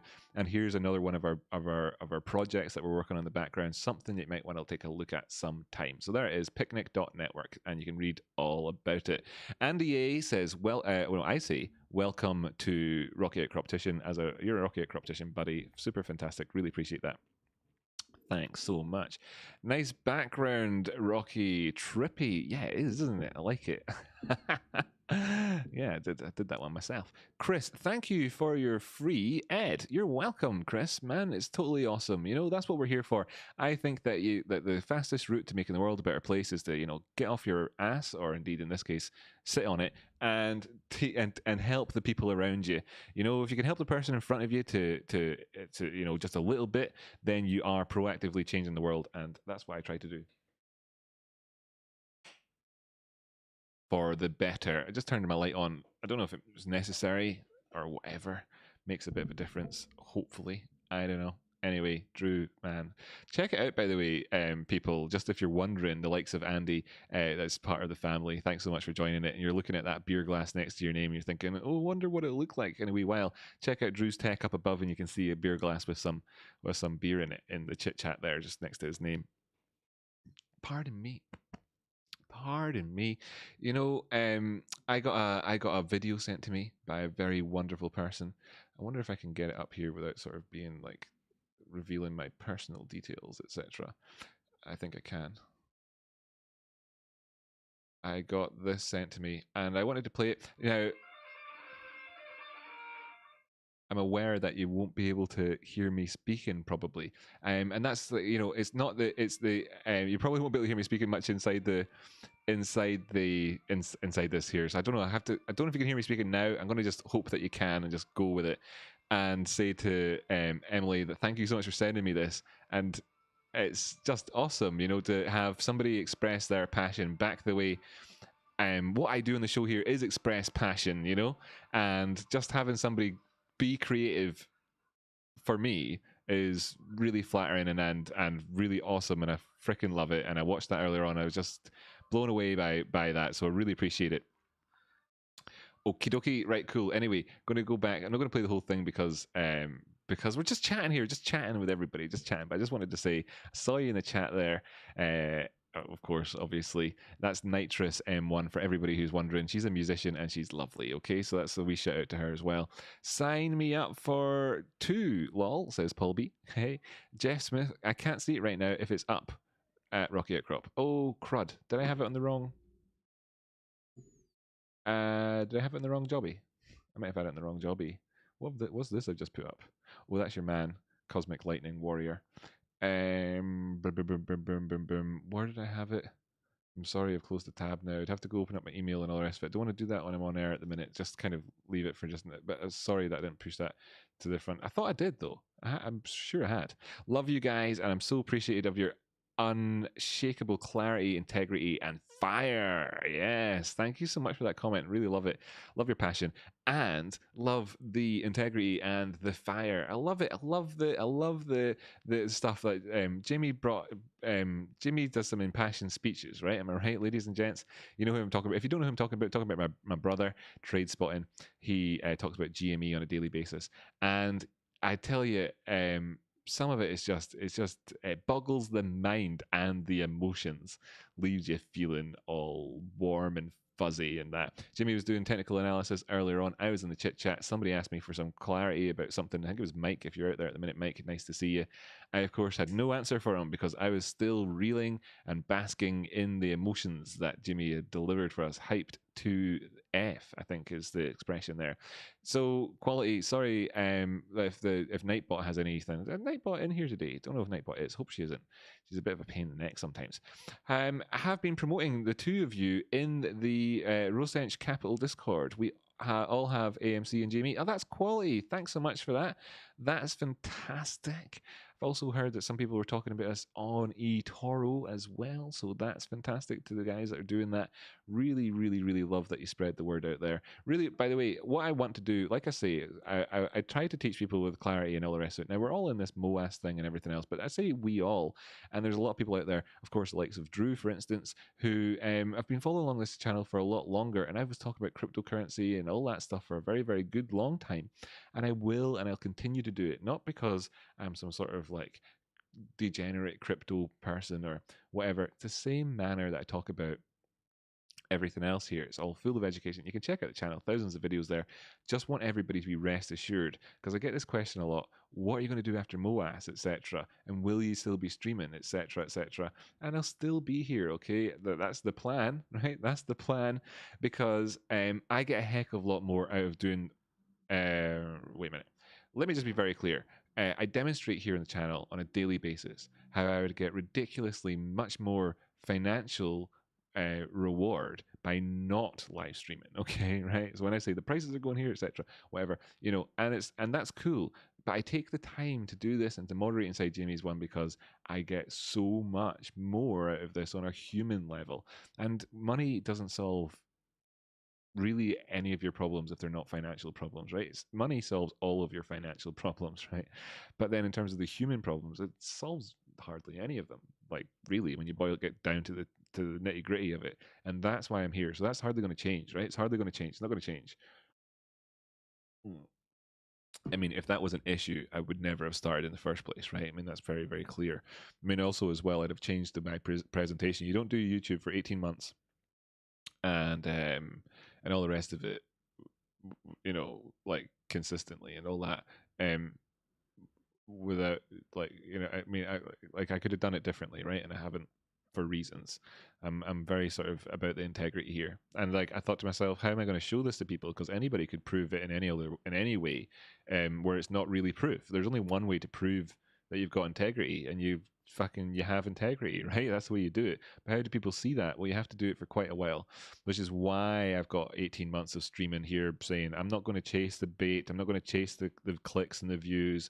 I'm not going to do any of that. I'm not going to like try and promote myself massively. Instead, I'm just going to deliver, just going to deliver to a group of people, and they'll vouch for me. So there we have it.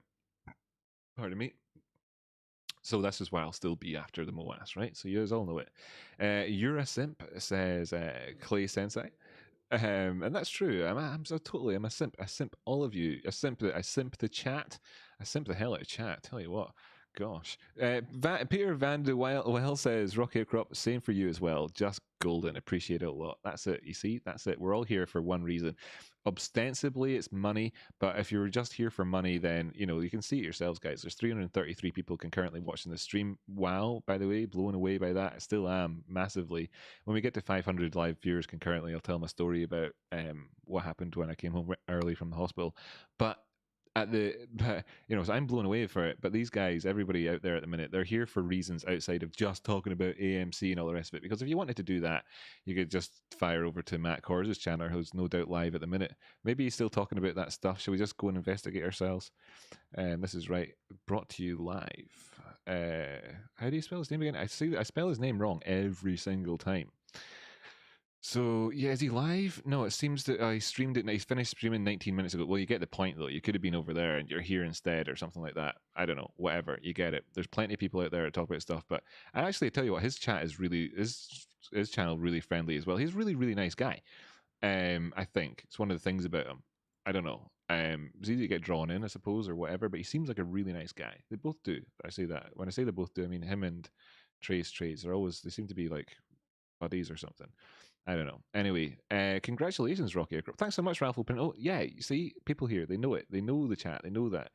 I try to know everybody's name. Do you think we'll be able to get to the point where I've got 1,000 people here live at once and know the majority of the people's names at one time? Could we do it? Could that happen? I wonder, as I look at the screen and see all those names on there and know every single one of you, apart from perhaps, Omar Korea. I got to wonder, are you new here, Omar? It's nice to meet you if you are. T-Cal, welcome to Early Supporter. Wow, fantastic. Thanks so much. I don't know if I say your name right, but there's not very many vowels in there. Ralph Pinto, Matt is good for beginners and for hype. Yeah, totally. Thanks so much for the compliments, man. I agree. He really is good for beginners and for hype. And that's not a disparaging thing at all, by the way. It's like, it's really good, right? I mean, we need that, and I think every single person in what we're doing here together. Thanks so much again, Tikal. Welcome to the family. Love it. And Cyber Wizard, thank you so much for your donations coming up here in a second. Love the stream. Matt's live, but his camera is pointed at an empty chair, is it? Okay. But every single one of us here, we've got a role to play. I don't speak Thai, sorry, Bisumi. So I've got no idea what those backwards Ks mean. Yeah, everybody here's got a role to play, right? Everybody has. Like, some people deliver on some things and other people deliver on other things. Tell you what, though, I'm going to play this other guy's video talking about these ones and what people can deliver on. I don't know if I'm actually subscribed to this guy. What's he called? Industries? Is it like what's that guy? The impression.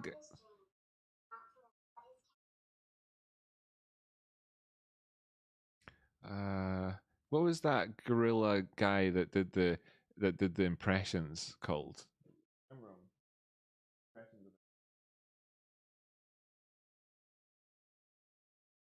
Investments? Yeah, this dude here. He did this impression of people. And I saw him chatting recently with what do you call him? The guy that was on the stream the other day, Bad Dog. And he says that everybody's got says everybody's got like a part. He appreciates the community out there, and it's one of the reasons I think why he did his impressions. So if you haven't seen his impression video, it's really really good, and he's going to do a second one. And I'm hoping that he puts trade spotting on there, because you can imagine. I'd love to see this guy try and bring the fire. You know.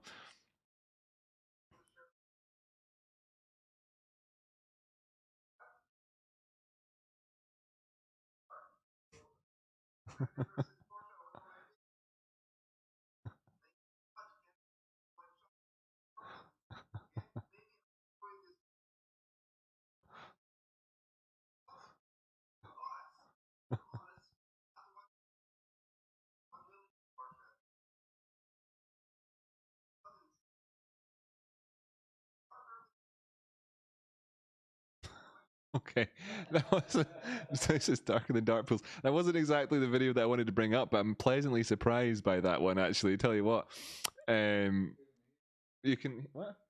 Oh, they couldn't hear. Oh, God, I'm sorry to put you through that silence. Tell you what, though, I'll share the guy's channel in there, and you can all go over there. You don't have to say I sent you if you don't want to, but if you do, then he'll know about me. There's a chance that I'll pop up on his impressions at some point. Tell you what, the guy's a good laugh and very very very funny. That's me being repeating myself there, but there you go. Wonder why my stream's so crap for that. Oh, it's desktop audio that's so low, isn't it, or something? I don't know what it is. No, desktop audio is not so low. I don't know what it is. I don't know why it's so low. Check my settings at some point, right?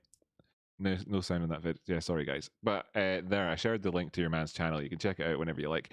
Properly good stuff. And he's called Gorilla Investments Corp, right? So it's dead easy to find him on the old YouTubes. You just do this sort of thing. You just take his name and you stick it up there in the search box and you hit the search button and it pops up. It's really easy. Subscribed, I am, and I'll hit the bell, in fact. Now you can all do that on my videos as well if you fancy it. I like doing that on people's videos when I want to like watch them when they come up live on the old YouTubes. Right. Sweet. Let me just check in with the chitter chatter here. The chitter chatter. I'm going to bring up my old smiley face. My old smiley face. Thing. Wait a minute. Actually, I was going through the crypto, and I never made it further than. Link. I tend to look at Tezos as well. Tezos has actually performed well enough to get back up to 350. It's a similar sort of situation we were talking about before. This one, of course, weaker as well. Getting that divergence on the stochastics. The MACD coming in without it, with these lows down there, and RSI coming in without it. So you saw this real weakness here, really overall for us. And then the highs that came in, not really sufficiently managing to push up past the areas that we need to see, but we've come in so close, okay? And it was just yesterday that the prices were down at 280, and the day before yesterday they were down at 250, etc. So the price has been at 350 at the minute. Pretty good from a sort of like, you know, if you'd only just got into it type of point of view. Not so good from the past, and on that front then, bringing in the same treatment that the other ones got in terms of the Fibonacci doodah. I'll just pop one in at the top there, drag it down to the low that we had. It's not maybe not picture perfect, but you can see that we're a ways away that yet still from getting that 236. Taking that at 384 would be ideal, and it'd be lovely to look up towards $6. And even if that came in as a low or high, and we pushed back down again and trended bearishly thereafter, wouldn't that be a lovely move to get? Because that's yet another huge significant move up the way in terms of percentages, etc. But right now, I want to see that happen, and then I want to see it moving on beyond it. I want to see that be able to happen, and if it pulls in at the 50% Fibonacci area, then of course it's coming in lining up with that baseline of the Donchian channels. All of this negativity having started more or less 26 bars ago as it happens. So we're going to see a turnaround here. It'd be nice if it was just a 26 bar sort of pullback in terms of the market. It's going back up the way. You can see that's 18 bars there. It's a 24-hour time frame. So in terms of Tezos, you know, it'd be nice if it didn't have a cycle that dragged on any longer than that. And we can start pushing towards the top side, generally speaking. That's what I would like to see. On that, I'll bring up the old multi-screen again then at this point, and because where's my whoop, there she is, there it is, crayons with Rocky. Hi kids, it's time to do some charting. Yeah. Somebody I saw asking Matt, could this be a huge cup with handle on AMC? I wonder if they got that from here. Of course, that is a core component of that smiley face caterpillar pattern. By the way, if you're just tuning in here, we do some top level, top grade technical analysis. In fact, we do technical analysis so well on this channel that I'm really happy to spend as much time as I can whilst doing it, drawing in smiley faces and stuff like that, because this is just me expressing my passion, all right, and it goes alongside top quality stuff. I can see how to the casual viewer they might be like, "Wow, what's this guy all about?" Well, all about good stuff. That's what we're all about here. So we won't be going to Glasgow. Glasgow will be coming to us, coming with us to Ibiza, says Tracepon. Funny you say that, though. Every time we go to Ibiza, we've always got some Glaswegians on the balcony next to us. Oh, pal, how you doing? And it's good to have them there. Andy A. Price, when not manipulated, always moves between support and resistance. Pullbacks are normal and healthy for continued trend. Furthermore, adding to what Andy said there, I just want to make people aware that there's different types of manipulation in markets. Legal manipulation of markets, just so you understand. And let's just hoping that there's something that comes up. I'm not intimidated by that thing that pops up at the top where it says legal, scholarly articles. So if you'd like, we could dive in and go full on with looking at a scholarly article about this sort of thing, if you like. Is this going to come up and tell me that I need to pay for it? Because I don't want to. Oh, just cookies. I'll take some cookies. Nom, nom, nom. Right, legal economic thing. In 1980, this looks like an old book. Oh, well, from back in the day. So nobody does it better than people back in the day, and us, and the future ones. In 1982, the commodity, in 1982, 2 years before 1984, they must have been really panicking then. The Exchange Act was amended to require that a joint study be conducted in the Federal Reserve. What are we talking about here? About the dangers of manipulation in futures markets. It's not new.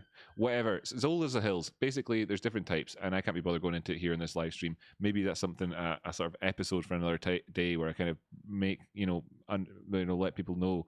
But there's plenty of legal types of market manipulation too, which also contributes to this whole up and downy, the thing that the charts do. We talk about it on the show all the time. They go like that. Lendu. Buenas noches, Rocky. Buenas noches, amigo. I hope you're doing very well. Thank you so much for joining us here. Jax Pied. Hey, Rocky. Apart from the bullish TA, there's been lots of posts for a while about T plus 35, T plus 21, FTD cycles, which was today. What do you think about that? What do you think about that? Yo, what do you think about that? I saw millions and millions of them failing to deliver. It's kind of standard to see millions of them get failed to deliver over, well, not millions, plenty of them. But there was more FTDs. It was GME's FTDs that you're talking about, right? Fidelity, or no, Fintel, GME, what the FTDs. Let's go have a look. Let's go have a look at the big list thing. Where is it here in the page? Where is it? Is it this one? No, this one? Yeah. Today, price, quantity, 14,143.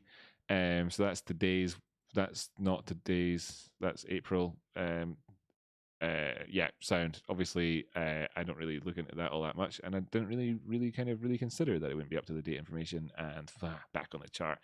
Oh, back where we like it. Yeah, man. Right. Sound. Yeah, of course. A lot of that sort of stuff happening. I don't think too much about the failure to deliver stuff, to be honest, here in the show, because I'm of the position that everything that exists in the fundamental world is being considered really, really, really, really well by other people. So that has two impacts. One is that I'm aware that there's really excellent YouTube channels and resources out there that'll explain all that sort of stuff, and I can kind of deliver on the technical analyst side of things. And two, that also I think it's mostly bollocks, and it's all built into the charts, and you can ignore all of it most of the time. But there are events that are worth paying attention to, etc. And this is like one of them. And we've seen that they've had a real squeeze on today on those guys, adding all the extra pressure. So I imagine there would have been a whole bunch of failures to deliver as well, and all that good stuff, right? The align this week. Oh, that's right. Yes, that's right. That's why there's that extra chat. Of course, that's why options traders were thinking red Monday, but Christmas may have come early. Well, option traders can, the first thing is that when you talk about them and all that, the chances are that the ones you're talking about can go fuck themselves mostly. And secondly,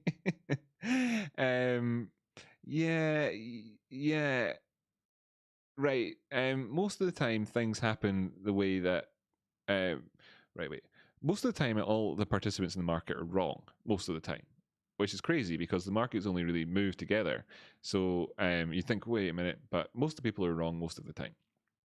And options traders have had this really great thing for years where they've been able to look at it and say, because most people are wrong most of the time the options will go to the max pain zone, which is an expression of most people being wrong most of the time type of idea, on a sort of mathematical basis.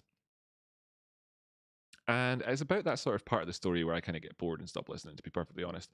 Because, well, they figured out something where they're able to look at it and go, well, most people are almost at the time, then I don't really care, to be honest with you. It's like I use TA, and TA is totally just the business, and there's really nothing more to it than that. But I do agree that, of course, the options cycle ending, extra pressure, great time, lovely time to hit home. It's a bit of an event psychology around that type of thing. Gets people like, the day Pastille that we were talking about recently to go and lose all of his money. I get to watch him scream his face off on his YouTube channel at his rapidly diminishing audience, who he completely tries to roast because he's taken all of his pain and suffering out on them. And that's what happens, right? And that's kind of the way it goes, right? It's because it creates conditions like that. Event psychology. Yeah. So they got fucked. Excellent. Fucking yes. Sorry, excuse my language. Sorry, that's enough of the swearing. I don't need to swear anymore. Got that out of my system.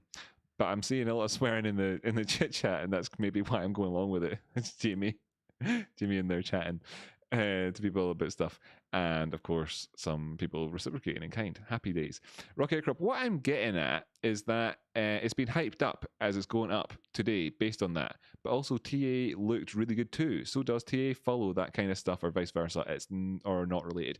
Yeah, well, that's what I was kind of getting at there with that event psychology, right? Because when something gets hyped up like that, and you know that most participants in the market are wrong, and then you have a sudden situation where you've got like the people that are looking at things and saying, well, these things, this is where it's got to go because most people are wrong all the time, and all of us know about it, which means that suddenly there's a situation where most people would be right if it went to that area, then it becomes wrong. Okay, and it's that Boolean thing again. Suddenly the black knight becomes the white knight all of a sudden, and it's kind of like, what were you thinking, guys?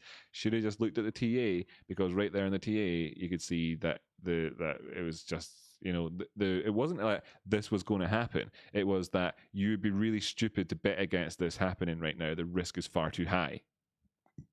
Pardon me, right? So options is, when you talk about that, mate, it's like saying that they're playing Russian roulette with one bullet in the chamber. Okay, that's what they're hoping for, etc. When they talk about that, except really, the room got bigger and bigger and bigger, and a whole load of people ended up pulling the trigger and shooting their heads off. That's what she said, says Jeff Bradford. Yeah, I know, man. Right. Anyway, with what all you're saying there, I get it. Right, I get it. Okay, I get it. It is related. It can have pressure on the price, but what moves price is price. Number one is the thing that moves price. Speculation, of course, is a component of the movement of price.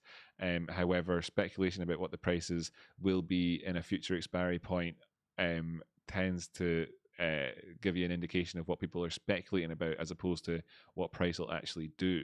Moreover, anyway, things like that. People who focus, you'll find that there's a lot of people out there who talk about things primarily. For instance, like when it comes to crypto, etc. Eric Crown talks about options a lot. He talks about them in the right way, having been actually doing it professionally.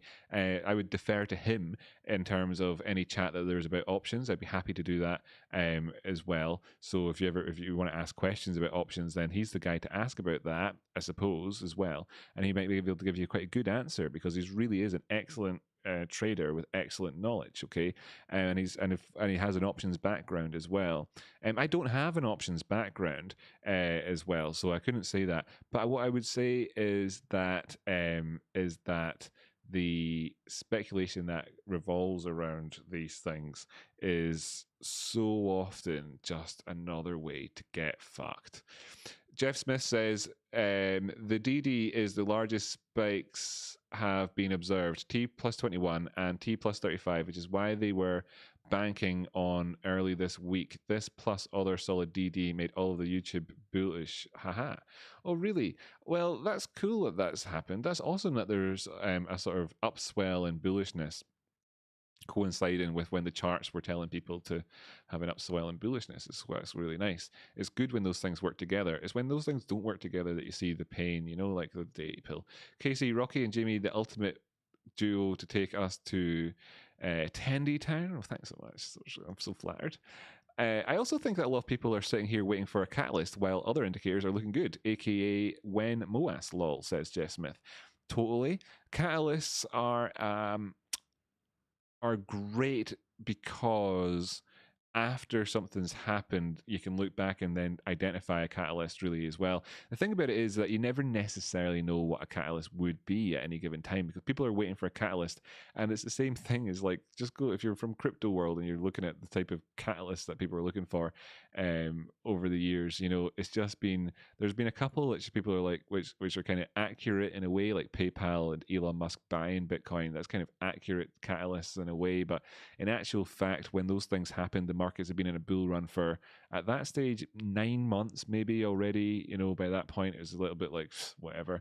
And then the you say like there's a catalyst with Elon going against crypto recently, and that was then, you know, after, I don't know, I mean, I put out a video like a week before Elon said anything negative about crypto, saying you snooze, you lose with regards to Dogecoin and stuff like that. It's like the writing was out there, his information was out there. It was kind of just, it just wasn't being observed by people. The markets then crashed down afterwards. And people are able to say that Elon Musk was the catalyst for it, or China with their electricity thing, or some other thing that was like a catalyst. But people are very quick to forget that China turned off all of their mining machines like 3 months ago for a couple of weeks as well, and it just went under the radar. Had the markets crashed, they would have looked back the next day and said, oh, that was the catalyst. But, you know, what's the catalyst? I mean, it depends, right? The catalysts are real. I'm not denying that they don't exist. I'm just saying it's that sometimes, you know, the catalyst can be like trying to strike a match. You know, I'm not saying that matches aren't real. I'm just saying that occasionally you just strike one and nothing happens, and then you take the next one out of the box and you strike it and nothing happens. You go through half a dozen, and then suddenly one works, and you're like, wow, these actually, what, this worked at last. And then you're like, yeah, okay, all matches actually work. It was problem was mine. I don't know. That's what catalysts are like. Eddie Brook, not sure how to reply, lol. I don't know if that's to me, but that's cool. Oh, I wanted to do a section of the show. This is a perfect time to do it, actually. I wanted to do a section of the show, which was the bit where somebody might out there feel like they've got a stupid question, right? Somebody out there might feel like they've got a stupid question. They sit in the audience and they think, I can't ask this question. That's ridiculous. So if anybody wants to do asking for a friend, okay, right, we can do a quick asking for a friend situation. And let me be very clear here that the friend that you're asking for most likely actually is in the audience, you know, because if you think that you've got a stupid question but you don't want to ask it, somebody else by jingles is feeling the same way. So I thought I'd make a section during the show, or if it doesn't work in terms of like people not having live thingies, make it so that you know that I'm available, and I could create a section during the show where I take questions that people have submitted to me through Twitter or Discord or whatever, and say, here's something that we could talk about. And it'll help more people than I can imagine, and more people than you can imagine. So so basically this is a shout out to everybody that you can give me a question now. Doesn't matter if it's super stupid, like you know, why is it that there's these really thin lines sticking out? I can see you've got the prices up there on the screen, Rocky, but there's these thin lines sticking out from those bits, and there's thicker and thin lines, you know, and like, so you've got a green bar and then it's got a really thin bit sticking out the top. What's going on there, right? You might think, I can't ask that question, that's ultra stupid. He's talked about all these things. It's not stupid. It's not stupid to ask. In fact, incidentally, the answer to that question, by the way, is that you've got charts here and it shows you the open and closing prices, and the wicks show you where the prices went during the trading session. So, you know, this is why this is green up here but closed there, and that's the body, and that's when we talk about the body and the wick of candles, and that's where those words come from. So that's why people talk about that as being a wick, because it's like a candle, because you can imagine lighting that, can't you, and having a wee candle burning, and that's why it's called that, right? So like that sort of thing, okay, is totally cool. So Casey asked earlier on, Rocky, would you mind giving your opinion on what the rest of the week is looking like for GME and AMC? Sorry if I missed it. Well, just as a really brief summary, really strong price action today, absolutely achieved the things that we needed to achieve. That a lot of the bears out there will be thinking, well, okay, maybe we'll get an opportunity to kind of push this down a wee bit. but they'll be hoping that they can push it further and push past key support areas, if they go for it, so to speak. Um, and we could see pullbacks. We could see pullbacks, but because we've managed to achieve what we've achieved in today's price action so well, and we've come up so well so far, that I'm not entirely perturbed by that, because this is fine. If we pull back from here, we've not done it with bearish divergence, which is kind of healthy. And if we had a stair step and a fair on the go here, that would be fine. So it depends. I mean, we're just at the start of the week. I would like to see follow through and to come in here and really push up the way, so that we can come in and say that different areas are going to operate as support and resistance, and we're going to see all sorts of nicer, sort of bigger, more expansive movement in the prices. But I'd hesitate to say that that's actually going to happen, given how well we've done today and what we've achieved overall. So if we did see a pullback, I wouldn't be surprised. I wouldn't be upset. I'd be happy to see one. I'd like to see, in terms of like buying more GME, the price is coming down to 164 or 170, etc., like we spoke about previously. But I'm not going to say it's going to happen this week, etc. I'd like to see it. And then if we do move on the way, then we do have a target, as Peter suggested earlier on the show, of around about 231. The reason for that is, there's plenty of reasons for it, but one of them is it kind of ties in with our last little bit of inflection here before we dropped on down the way. We had this big movement up in March. You remember, prices dropped down and then they recovered up, and they recovered up as high as that 230 area. So maybe this week we even continue on up and capture that 230 area, and then when we look at it on something like a 2-day time frame, it doesn't look completely, ridiculous. It doesn't look completely ridiculous to think that the prices could just, push up a little bit more here. And when you think about it being a little bit more, in terms of all of the crayons up here, it's just a little bit more. But in terms of percentages, it's a heck of a lot more. And that's just how glorious this is. If we push up a bit, go up towards that 230 area, you're looking at another 10% onto the price, another 10%. So if you've invested $1,000, then if it goes up there, you've now got an extra $100. It's like big business when stuff goes up at 10%. So that'd be nice. Scrolling up the way, great. Got a couple of questions coming in here, so we can do this section then after all. I think. So we answered that one. Answered another one kind of quite briefly there. For AMC, likewise, by the way, pushed up really well. We could be going into this big zone up the way. There are areas to look to in terms of historical significance. If we did push up the way, the next sort of target is going to be up maybe perhaps towards the 20s, etc. Could be very, very good. But if we want to kind of go up there in a sort of quote unquote organic way, then seeing a pullback is not a problem. As well, if we do actually push up and then this sort of wants to complete a cup with handle going back as far as March, then that's conceivable. In terms of the AMC prices here, by the way, and talking about whether or not we could be in a cup with handle since January, it's a bit much to say that, because this doesn't look much like a cup, in that sense, like in the sense that it breaks all the rules about what a cup is.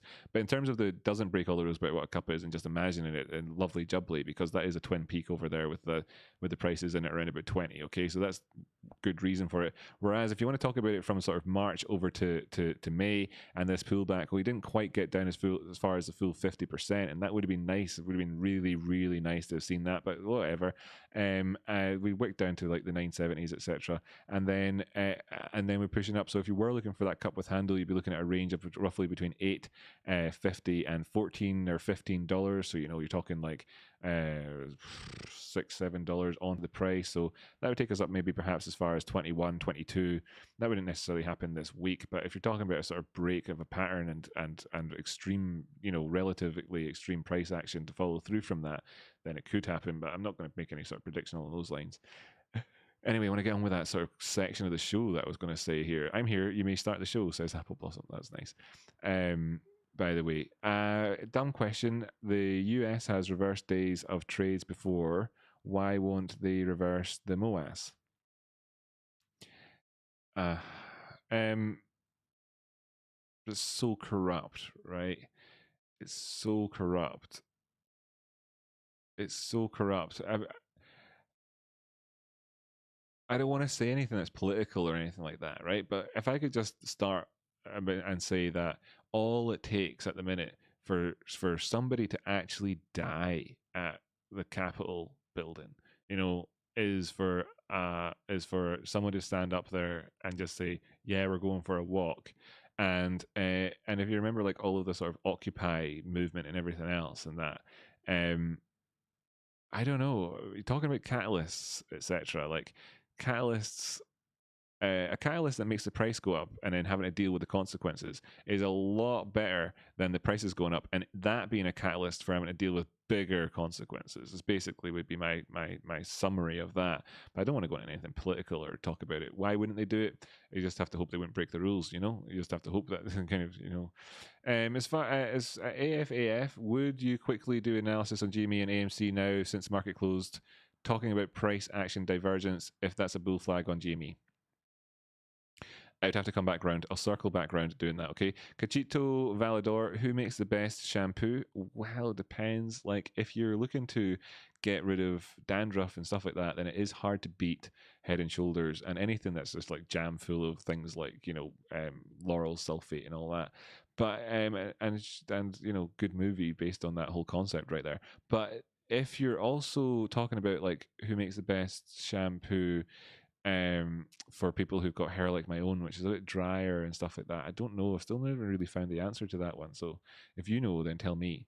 What else do we have here? Would it be better to average up and buy GME stock or options at this point? Asking for a friend. Okay, so options are always going to be using leverage and you're always going to be paying a premium on them, right?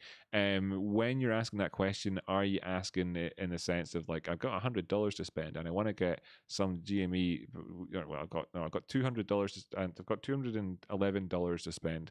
Do I spend it buying a premium now and hope to get it cheaper and cash in on etc.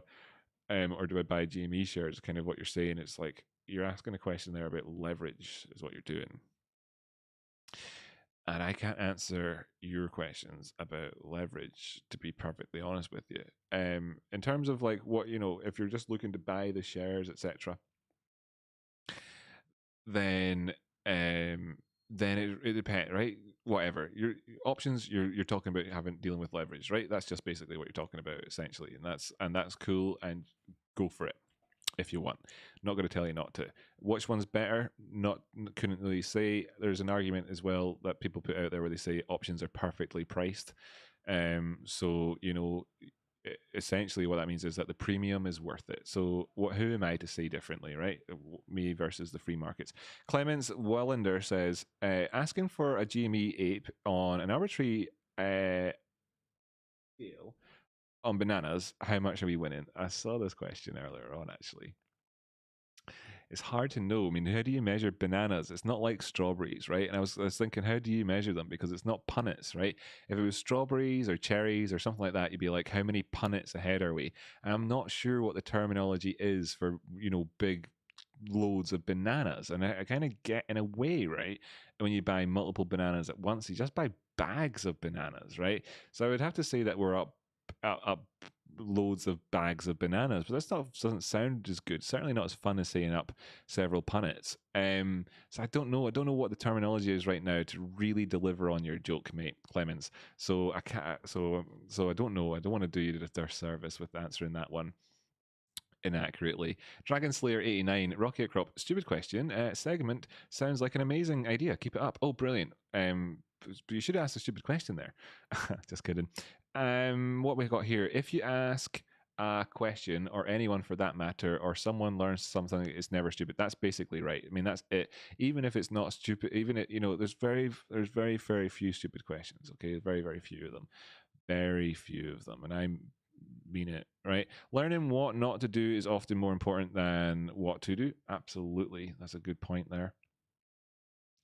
Nothing illegal about Moas. Damn right. That's right. Can't sleep, won't sleep. Is there any rule on handle length for cup and handle? Genuine curiosity. Jeff Smith, great question, buddy. Great question. How do we get this answer the best way? Do we want to go to the horse's mouth? I think we probably do. William O'Neill. Cup of hand. Let's just see if I can get a decent one here. We'll go to the horse's mouth, right? So Investopedia, we'll not go to them for this one. Stock charts, investors, Fidelity, sponsors. What? Right. thank you all. Thank you all for your tweets. Thank you for joining the member stuff. Thank you for everything. I really appreciate all of that. I massively appreciate it. I can't appreciate it enough. Every single person who hit like on this video, currently we've got more likes than we have watchers. I mean, it's absolutely amazing. Thank you so much to every single one of you. I cannot express that enough. I really, really, really, really mean it. And I hope that that does come across. I know I don't say it enough, so I really want to be clear here. Thank you to all of you. Thank you so much. For the people who donated during this show, for instance, amazing, really amazing. People who became a member during the show, amazing. Thank you so much for being a part of the family. Cannot get enough. And everybody who tweets and everything and follows along and all that stuff and shares everything is amazing. I really, really massively 100% completely appreciate you. And just don't let me get away without saying thanks to all of you for that. Typically speaking, just to answer this a bit quickly then instead of bringing up that book, etc. Typically speaking, you want to see a 50% movement as the sort of the idealized cup with handle overall. Let's see if we've got a picture here that maybe will give us a bit of an explanation for it instead of having to necessarily bring up his book. That guy doesn't necessarily measure it. Have we got a measurement here on this one? This is this doesn't look like a very good cup with handle overall, but it's yeah, that's actually fine. What did we went down to 100? It was at 180, so it didn't get the full 50. Oh, it did. Wait, where's that 50% Fibonacci between these? It's hard to tell where they drew that one in at. But it's saying 50% there. I mean, the ideal area is 50%. It's a 50% Fibonacci retracement point, right? That's the ideal for the cup with handle. It's what you're looking for. We didn't get that in terms of AMC over there on that one. There is a book about all this sort of stuff, and I don't mind recommending you read it. Although the particular copy that I've linked to is not very good, but I actually would recommend probably overall is to actually buy it, you know, as opposed to using some pirate link that you found on some stupid person on the internet's Discord. Nevertheless, if you want to find out about all of that, you can read it in the book list here where I've tried to pop some in. So where is the William O'Neill one? There it is there, and you can buy it here, for example, on what, close that link. You can read it here as well, and it is extremely good book from William O'Neill, except this copy of it's terrible. And as you can see, I'm actually not even going to show up there on the screen, but the information's out there. Thanks. Good question, right? So that's the ideal. Is there a rule on it? Well, you'd be looking for at least that 382. Jeff Smith, that's a good question. It was a good question. Nothing legal. Yeah, we read that one. Cool. Jeff Smith believes sovereign countries will never give up their most valuable asset. Well, that's, yeah, of course. Mr. Mojo Reason, not sure. You're chatting away there, so that's not to me.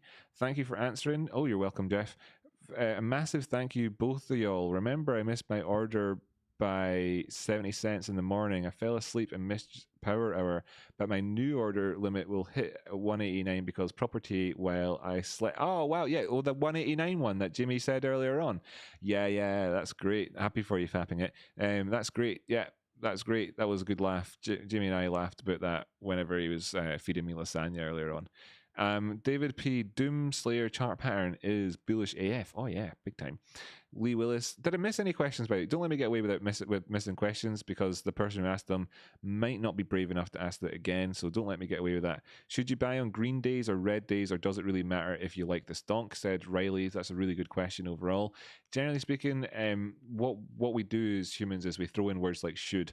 When it comes to should, it's a tough one, but in terms of could, right, it's easy to answer that. It's like, what? Yeah, it's right, cool. So you could buy it on all of those sorts of things, but it's it's the premise of what you're asking there is based off of a kind of misconception about what it is to be a trader. Now, I'm a trader. For people who consider themselves to be investors and whatnot, that's slightly different because and what it comes down to is cognitive dissonance. To be perfectly honest with you, and that's fine, no disrespect, but that's the realities that we're dealing with. And the so what would I say? Would you buy on green days? You buy on, like, right? It depends. I've spoken about this. I've spoken about this so many times, yeah, about buying support and selling resistance, etc., and all the arguments that go around with it. But there's also the concept, which is maybe help for. Look, I like to. I'm assuming the best here in terms of you asking this one, but I could totally go over this again in the future at another time. But say you've got price action in the past has worked like this or whatever, and you've identified, no, that's bad. Like price action has worked in the past like this, etc. And you've identified sort of support and resistance areas, and you know that this area at the top is a resistance one. You know that down here is a support area, and that the general sort of the generally speaking, you get told as well, like if you're looking into this, you find quite often that people say to like just buy support, etc. And that's totally fine. But what quite often as well, what you find is that prices will actually go a little bit below support or above support or whatever, especially if you're new and you're getting your levels wrong. And I would then say that you can wait for prices to go and be buying into momentum, and you're still overall doing the same thing if you're like getting at this area, except instead of buying it here as the prices were on a red day, as you're saying, or instead of just blindly buying it here because prices were, or indeed maybe I should say here because prices were on a green day, what instead you're doing is you're buying into the strength at the time. And really the reason for that is because of the simple concept of what is your job as a trader. Like, what is your job? You know, what is it like? And a lot of people don't really understand this, especially people who out there in the world tends to give you explanations about this. And what is your job to do? You know, what is it? And is it then therefore to buy at these points and sell at these points? Because people like to think that your job as a trader is the classic trade of buy when it's low, sell when it's high. That's what people think is the job that you're supposed to do. Okay. Now, let me just be clear that actually the reality is very, very different. It's not, that's not your job. Your job as a trader is to buy and sell risk. Okay, that's what your job is as a trader. Now, in terms of like, this is not necessarily applying directly specifically to GME, etc., and all the rest of it and what we're talking about. But there's two answers to that question. What is your job? And typically you're going to find people say buy when it's low, sell when it's high. And that's over a reduction. It's reductionist. And this is a statement in itself that I've written out, which is a level down from this, is still reductionist, even though it's better answer is the buy and sell risk. Okay, and in the operation that you're doing in the market, as the prices are going down, exhibiting whatever color day it happens to be, are you satisfying one of these two criteria here? You know, and if it's just blindly just, you know, anyway, there's been certain arguments that have been put out there in the world by people. For instance, there's this debate, there's this sort of way of looking at things. So let me just bring it up here for people. Tree. Where are you, buddy? Here. This guy's. I love this man's work. Again, another really valuable part of the whole cog that we've got here. Produces an awful lot of videos though, so I'm not sure where it was that I last saw his video. So let me just see, where was it? The media won't tell you greatest. No, boom, no. Be ready, no. I mean, this is a guy who's really after, has got a different process on YouTube. He's I'm not gonna say what he's about. I would say that he's great. I really like him. I'd say he's great. I really like him. Where's no problem. I can't find it. He had a video out recently where he was talking about when is the best time to buy and sell, and really it was just chock full of bad advice. Okay, it was wrong, right? Sorry, that's that. Love the guy, great guy, good part of the community, full of wrong advice on that video. It's just bad. Okay, my advice is a bit better. I hope that's at least some part of an answer. Always as well in this section, feel free to re-ask questions if you didn't feel like I got a satisfactory answer out earlier on. Okay. So that was a good answer, I think, for that one. But we can investigate it a lot more in terms of how you do this, right? Just certainly would say if you've seen that video by Trades and you saw him say the phrase, it's your, like along your lines of how it's your job to buy it, you know, not only when it's going down but when it's going up and all this sort of stuff, as if it's like, you know, that you like it's on you to be the guy that breaks the resistance, etc. It isn't on you. It's not on you. Okay, you can be the one that gets the better. You can do it. You can be the one that gets the better prices. Okay, you don't need to be the one that carries the cross for everybody else. You don't need to, in that sense. Okay. Thank you. No worries. That's good that somebody said that. One, don't want to take up too much time. 15-minute, 30-minute, 1 hour chart specifically. I don't know what that's about, but it might be that question I've got to circle back around to about the GME analysis post market. If you don't buy it now, then you buy it on a pullback or dip. Buying into a run halfway or harder to hold on. It's hard to hold on to. I always try to buy after or in a dip or pullback. Some buy breakouts. Great, good answer there. You can buy the breakout as well. It's just like, that's a very different tactic, isn't it, to this sort of thing. I mean, this is the question of, are you buying the break? Are you selling here? Like this is the breakout towards the top side. People find it easier to think about things positive case. You can buy the breakout, sure. It's the same scenario as selling just here. Your line might be wrong, etc. Market conditions could show you something else. You'd have to look between the highs, see if there's divergence, yada yada yada. I mean, there's no answer to that which doesn't involve just like, okay, I want to put on a cap, which is I'm going to be blinkered to the charts. I'm not going to do the full due diligence, and therefore, in a scenario where I'm not doing my due diligence, how would I be able to base my buys just purely based on candle colors for the day, etc.? And it's reductionist, right?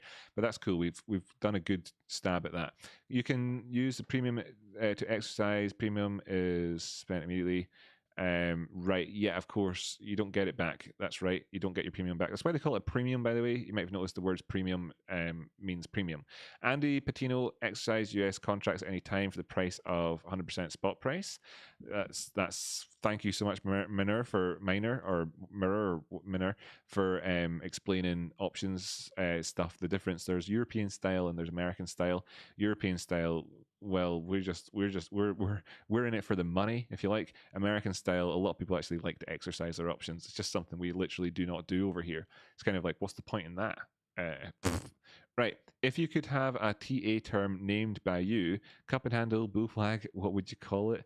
Oh, that's quality. What would I call it? I mean, it's Rocky Outcrop. Maybe it would be. I don't know. I'd have to think about that one. Fuck, that's a good question though. I don't know. I tend to give credit where it's due to everybody that comes up with other ideas. Cup and handle, etc. from the pattern world. Don't know if I'd necessarily have a pattern one, but I suppose right now I'd have to settle on, if you had to choose one for me right now, I think it would be the smiley faced caterpillar with spectacles pattern. Would be the one that I would genuinely like it if that made it into a textbook. I mean, that would be it. I'd die laughing. Okay, we'll just go with that one. A bunch of bananas is called a hand, while a single banana is referred to as a finger, says Chris. Oh, thanks for the science on that one. Many hands, many hands make light work. That's what I love you guys, says Mass Spectrometer. Love you too, mate. Worthy's Life, MACD looks positive on the weekly, not a positive cross yet. That's cool. As you're chatting about the technicals in there, check it out, you nerds, you geeks. Check out, look at Worthy's Life. What a geek. The MACD looks positive on the weekly. My God. Yeah. Anyway, big respect. Well done. Mr. Mojo Rising, Jess Smith, if you can buy the chatting to each other, that's cool. Just skip on past that one. Catch up with what there's going on. In the meantime, Rocky Outcrop. Rocky's got some good smiley analysis. That's right. If it's not that one, then it might be one from back in the day on, can I get up my own ones and find? I don't know if I put it in the title for a video, and I don't know then therefore if I'd be able to find it, but there was like a really good used to have a really good laugh on the charts for a wee while when I was talking about laser eyes and stuff like that with the frog. Let me just see if there's frog. Ethereum leapfrog. No, it's not that video. Laser. Don't cry, Turtle Man. Yeah, so it's like, this is when people say, will you still be here after MOAS? Be aware that this video that I put out, for example, came out when the June the 16th 2020, it had 10 likes, it got 31 views, right? This is dedication for you, ladies and gentlemen. You can't hear me talking. I know the video's got no sound in the background. I'm not actually looking to hear myself speak right now. I just want to show you that there's me. Look, that's the same guy. That's my face, right? It's brilliant.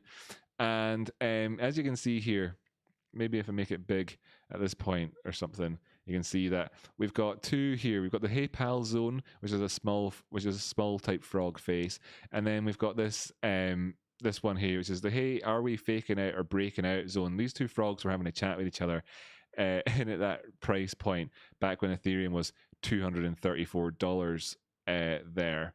Current Ethereum prices, by the way, $2,500. We're talking like this is the type of stuff that I do on the channel all the time. So if something like that could make it in, laser frog eyes, any of that sort of stuff, it'd be super, super hilarious. The levels would be of laughter would be hitherto unseen. Jay Williams, it's on Superstonk. I wonder what it is. Midweek meltdown. Do you have any more info? I'm reading this conversation in reverse though. Doesn't want to TOS himself. I wonder if that makes any sense to me if I were to spend time thinking about it. Terms of service. Yes, I don't want to. I zoom in a little bit here in the frog face. What's my chit chat at the time? I can put on subtitles, I suppose, just to see subtitles. Let me see. What am I talking about? English, auto generated. I mean, turn around these places. We're going to talk about the old frog. Come on, I'll just let that play for a minute or two, and you can see the type of chitter chatter that I would have had in the past. It doesn't really matter. Caterpillar TA is the way. That's right. This is the way. I don't need to leave that playing in the background. That's super distracting. The point was made thoroughly with those 31 views. Right, so I'm in this for you guys, by the way, right? Always have been. A lot of you, some people even tuned into this right here, right now, in amongst you. Actually, whether they're talking in here or not at the time, we're there for that. Those are good times. Jay Williams just put in what looks to me to be a Bitcoin address. What's that all about? What's that all about, man? I'm gonna have to scroll up a wee bit. It's on Superstock. What is it? Rocky's got some good. Jay Williams, what were you talking about before? There's evidence of GME crypto token launching on July 14th, backed by the GameStop website. That's cool, man. A GME GameStop token, and then there's this. This will be some bullshit Etherscan address. Let me just copy this. Let's go. Whoops, did I put in the wrong thing? Is that guy's YouTube channel? It is. I copied the wrong thing. Give me that. Copy. No, search Google for. That's handier. GameStop Etherscan. Right. I mean, I wouldn't recommend anybody gets involved in this at all, as in the sense that if I wanted to go onto Superstonk and scam a bunch of people, I would be able to set up a coin called GameStop today and get that. It's currently priced at $71.17. And how many transactions has it had here in the past? How old is this thing? 1 hour and 12 minutes ago. Anyway, first off, this has got scam written all over it, right? But if it's on Superstonk, then we'll believe it, right? Cool, great, nice one. We'll just go with that. We'll just put, we'll just put all of our money into it, shall we? There's, by the way, if you are interested in trading it, I'll go check it out.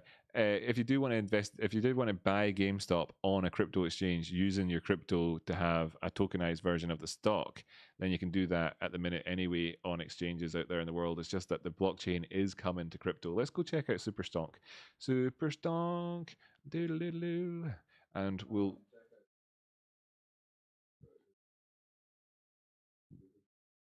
You can't see much about who launched shit or who launched anything. You can't tell anything about them. Oh, I have. I've warned people. Jimmy here is in the background. He's telling me how I should be warning people. I suspect that either Jimmy didn't hear my last 20 seconds of chat or I wasn't very clear. One of the two. If you put money into that right now, you're probably being scammed. Okay, let's investigate a bit more. Jimmy says I should investigate a bit more.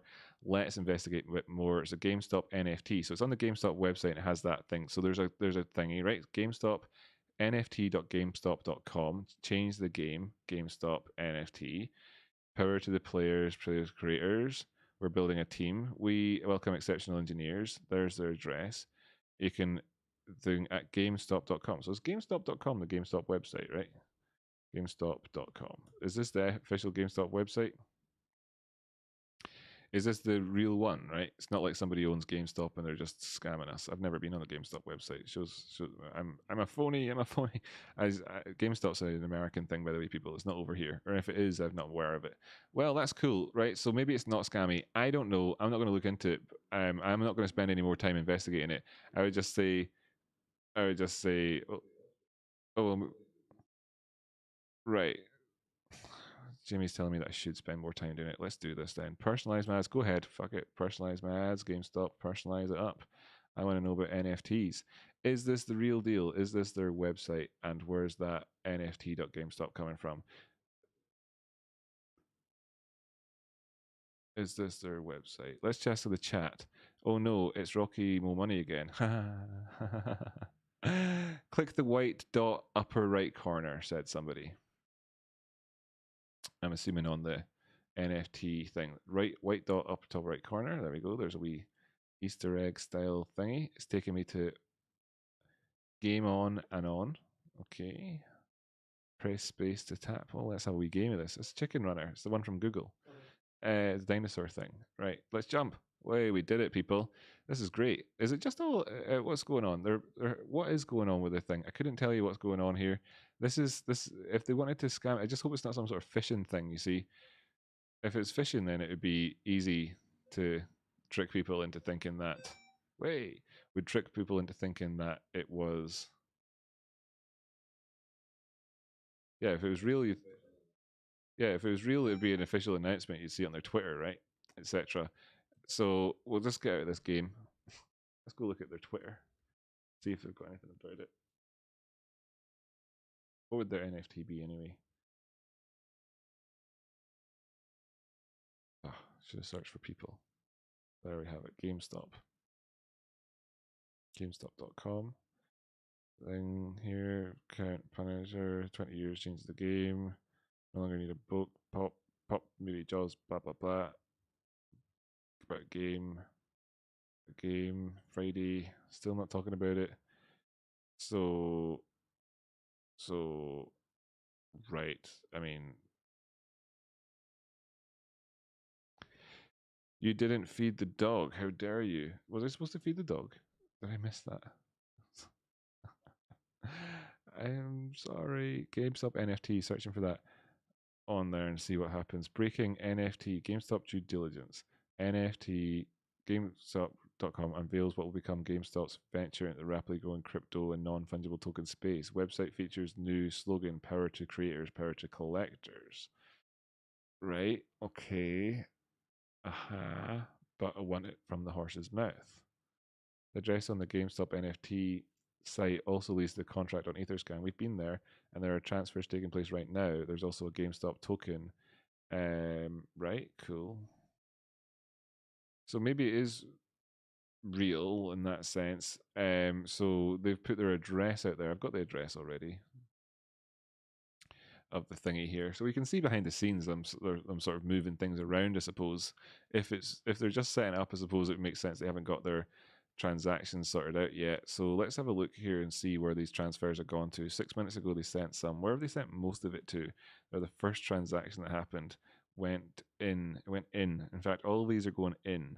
That's the address going in. The address that owns the contract of the NFT is receiving money. Okay, where is it receiving money from?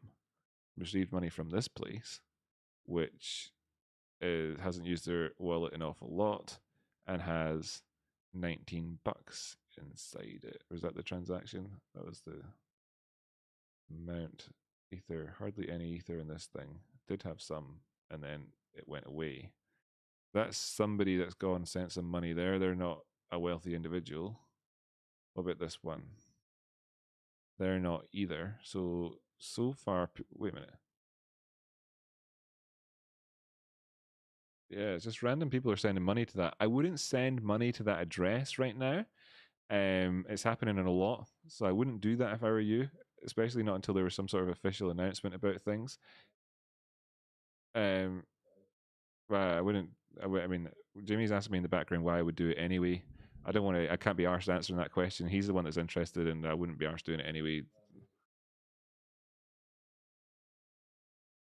Yeah, if people are just throwing money at this thing because they like GameStop, then you should stop doing that, right?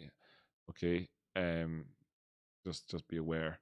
Don't send money to that address just for the sake of sending money to that address. Okay, just don't do that, guys. So that's cool. Short interest, blah blah blah. Thanks for that summary, by the way, and all that there from Roberto. I can't. By the way, for clarity, I can't hear anything. Oh, thanks very much. Thank you. Tim Brown says there are also these Cardano scam YouTube streams that trick you to transfer Cardano to a wallet. Yeah, so just be aware it could totally be a scam. GME themselves haven't said it. It's on a subdomain for GME, but if you can imagine somebody out there is kind of hacking their DNS and getting their website so that when you go to that subdomain, it directs you off to a different page. I mean, ping websites. I could just sort of free ping test tool here, for instance, and just see if it's coming from the same domain, the same thing. So we'll just go for gamestop.com and ping that one, see what it comes back with in terms of the where it's happening. So is it going to be quick enough? There's its IP address 34.195.65.144.141, whatever. It doesn't really matter if it's going to be the same or if it's going to be different. So we'll just duplicate it and see if it's the same one. Just would it be, you think to yourself that it would be handier for them to set up on the same server at least. Ping that one.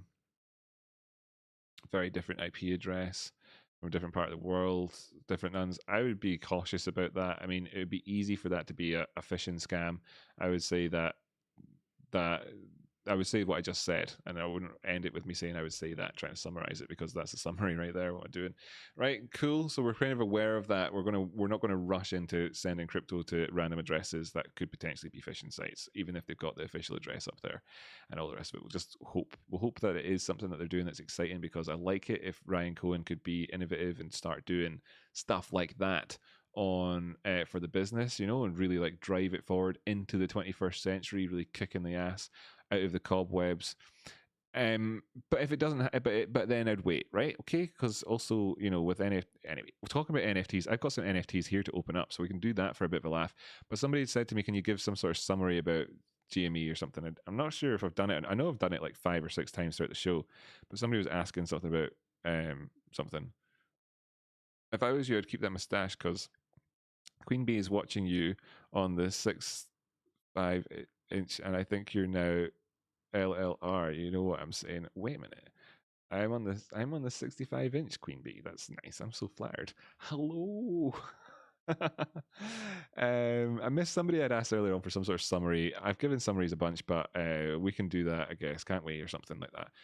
I just wanted to read the question again so I could make sure what it was, but I don't feel too bad about it if not getting the person's name here at the minute. You know who you are out there. Queen Bee giving a good bit of a laugh in there as well. That's nice to see he's getting on so well. Great. By the way, so we've done really well. Great stuff. Come up really high. If we did see pullbacks, we've done enough in terms of the oscillators down below. Not that you can see because I've drawn over them with my crayons, but we've done enough to avoid having divergence, and that's really great. And if we did see a pullback from now, then that'd be cool. Okay, overall, because compared to pulling back from just a little bit lower down and kind of failing, etc., that would have been sucky. Or you could have looked towards sort of this point here on the stochastics and say, oh, we've got divergence versus that, etc., etc. But that's during that sort of abhorrent price action where we don't know what sort of really what was causing that. Every single candle a red one, even though the prices kept going higher. And what we're looking here is saying, can we get a push past our sort of spectacles line, which is the neckline of a cup with handle, which is drawn on the background. It basically forms the cup basin, forms the mustache of the caterpillar, and of course the neckline is the point between the two things in the spectacles. That's how the caterpillar face pattern works. For people, and there's a quick summary. Great, nice one. So I don't feel like I've missed out giving that guy a summary. He asked for a summary.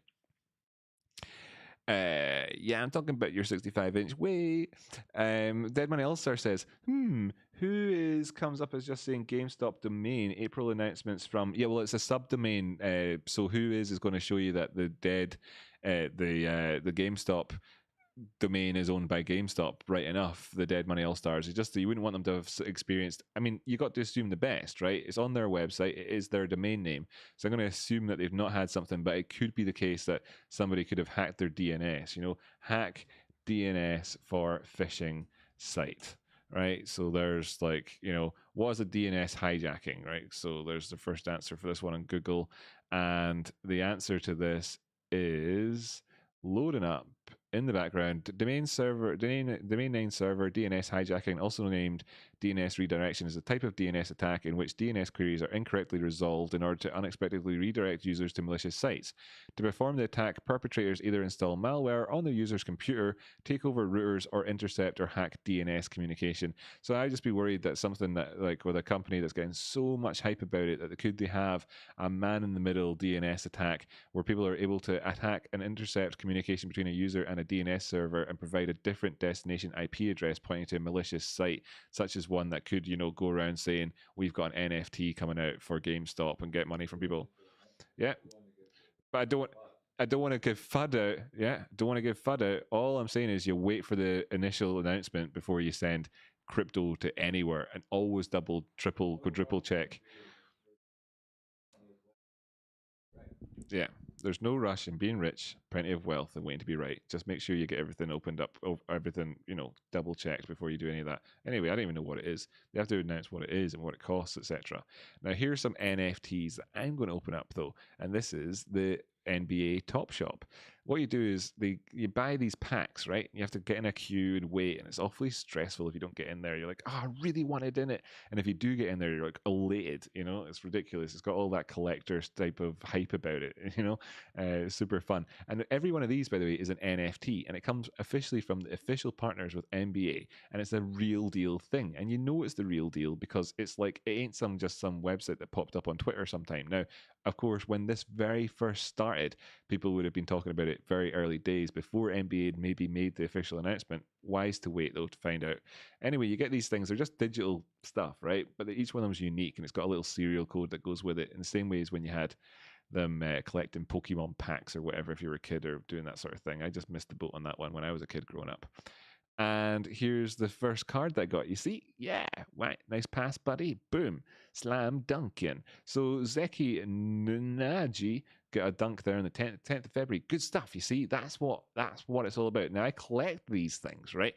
And I can sell them in the marketplace if I want to, or I can collect them forever and ever and ever. Now, if this was soccer, as you Americans call it, and all the rest of it, I'd be more really, really madly, deeply, fantastically into this.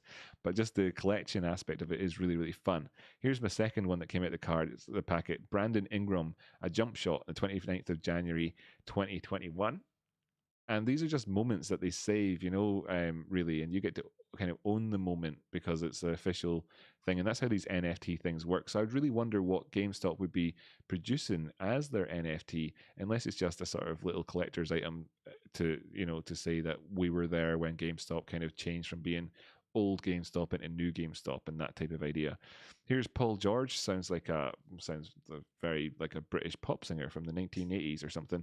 Is that the name? Is that the real name of Boy George? Do you really want to dunk me? Boom. 3 points. Excellent. So he got that for the LA Clippers on the February 19th, 2021. Right. Cool. So anyway, I'm actually well into this, even though I'm talking kind of like all kind of like just kind of standoffish about it. I really like it. It's quality. It's good. That was actually a decent pool just there. And I've got another pack to open up and all this sort of stuff, and I'll do that maybe in the next live stream. I don't know. That's a notable pool though, apparently, this one, which has got 11,258 of 2,000 as the thing. I'm a little bit confused as to why they're telling me that. I suspect it isn't a notable pool, not with that serial number, surely not. Anyhow, that's what that's all about. Okay. If only these NFT cards could be converted into real cards. That's the thing. Rocky, it's pronounced like Seek, but Zeke. Ah, right. Zeke, like that. So Seek Nanaj. That's cool. Zeke. Yes. Zeki. what did I say? I don't even know what I said. Zeph Smith. I think if they go NFT, they're going to sell indie games as NFTs and find a way to circumvent the usual publisher model by publishing indie games in form of some sort of idea like that. Well, if it's just early doors thinking, they haven't really worked out what they're doing themselves yet, and they're just kind of wanting to build up a bit of sort of mysterious internet hype about it, then that makes sense. Maybe they rerouted their own domain name off to the sort of the developers of the websites domain so that they could host it for them in the meantime, or they got some other strategy on the go there. Who knows? Digital game resales. I mean, there's very little point in adding an NFT aspect to digital game resales, right? Because they work along the basis of serial numbers anyway. It's you know, it's a little bit. It gets a little bit like, yo, dog, I heard you like serial numbers, so I made you a serial number to go in your serial number, so you can serial number when you're serial numbering, right? That's what that's like. Anyway, Smashing Runner says something to Jeff. That's cool. I think I actually even just read it out loud. Christy Merchant says Smashing Runner. That would be in line with the Little Runner game that's on the GameStop NFT website. Still some confirm, but it's not a scam. Still needs some confirmation that's not a scam. Yeah, it's cool. I wonder what's going on there. It'd be very cheeky of GameStop to be able to turn the Google thing into an NFT, wouldn't it? Wouldn't that be cheeky? Seems definitely the type of cheeky sort of copy paste code lifting thing, which is more akin to scammers. But then again, whatever. Ryan Cohen and his wee puppy coding the thing together in their shed. You know what they're like. Maybe they're just copying and pasting stuff. Arcane Divine Rocky, so stoked for yours and Traceone's live streams. I've got to rewind now and watch from the beginning, so I'll catch you all later. Thanks so much for tuning in, Arcane. That's totally quality. Thanks for being here. And I think we're getting to the point where I should probably say the reverse roll call. This is a good time to let me know if there is something that I missed during any of the sections of the show that you'd like me to have actually covered with a bit more detail. Or indeed, during that question and answer phase. I can't believe that this episode lasts for 2 hours and 28 minutes. It's not what I intended when I started here today. But here we have it. It's been nice. It's been fun. And we've had a great time together. And I love you all very, very much. So let me just check and see that nobody said I've missed a question. Could this hurt the GME movement? For example, GameStop crypto pools the bull's money more than the stock. Or would they be mutually? Right. If it's real, it's mutually beneficial, because what it's going to do is just attract more interest to GME, etc. If it's fake, it's mutually beneficial, because all it does is attract more interest to GameStop, etc. It's the whole thing about there's no such thing as bad PR. Then as well, these sorts of questions, Jeff, normally come from the world of not really understanding. And does not say anything about you personally, but they come from the world of of misinterpreting what big money really is like. When on a day there's 2 million GME shares traded, for example, then you're talking about 2 million times the price, 150 million, blah, blah, blah, 150 $200, whatever. Sorry. So you're talking about 800 or $400 million, etc. All that sort of stuff happening, just trading back and forward, and the prices don't even necessarily need to change, etc. And you're talking about big money, and for big money to come in here and help anything, then it's all good. It's all to the good. It would just be good, if more money was flowing in the direction of things. It's just more product offerings and more reasons to be positive, that type of thing. Now, if it turned out that it wasn't that way, then then who knows? But at the minute, I'm just going to assume that it would all be positive. It'd all be positive, because if people like it and they like the stock and they like everything else, like the NFTs, and they like the names and they like the CEOs and they like the CEO's dog, it's like, we not only compared to like your average company, we've got that's an intimate knowledge of the company, etc. Right? So this is just yet another thing to get more involved. And people ask similar sorts of questions all the time. All the time people would ask that. You can imagine back in the day, people saying things like, "Oh, we couldn't sell whatever because it means that people won't be interested in this other thing that we're selling." I'm not going to think of any examples up at the minute, but there's tons of them.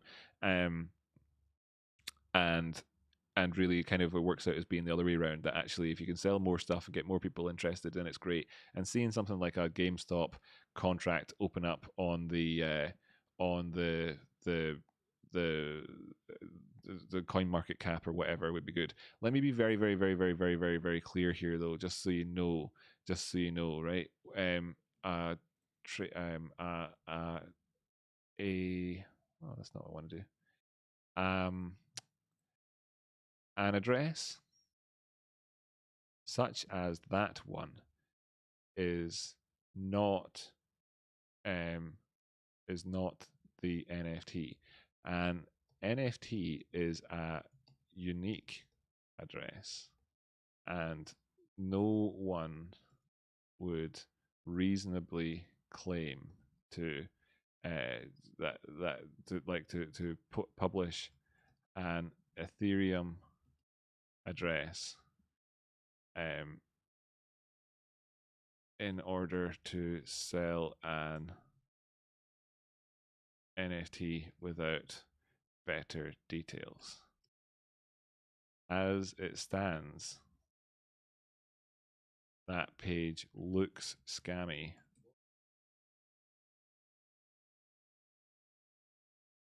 Right. Just so you know, like an NFT, the reason they're called NFTs is because they're non-fungible tokens and they can't be swapped one for the other.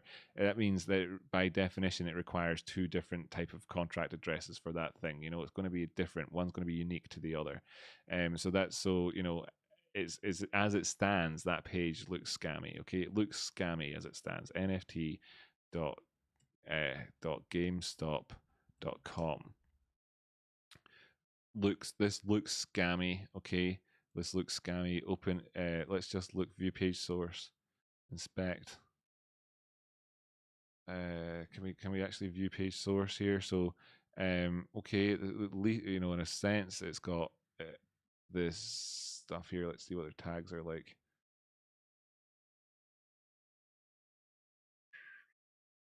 Well, I don't know, not much to see there in terms of that.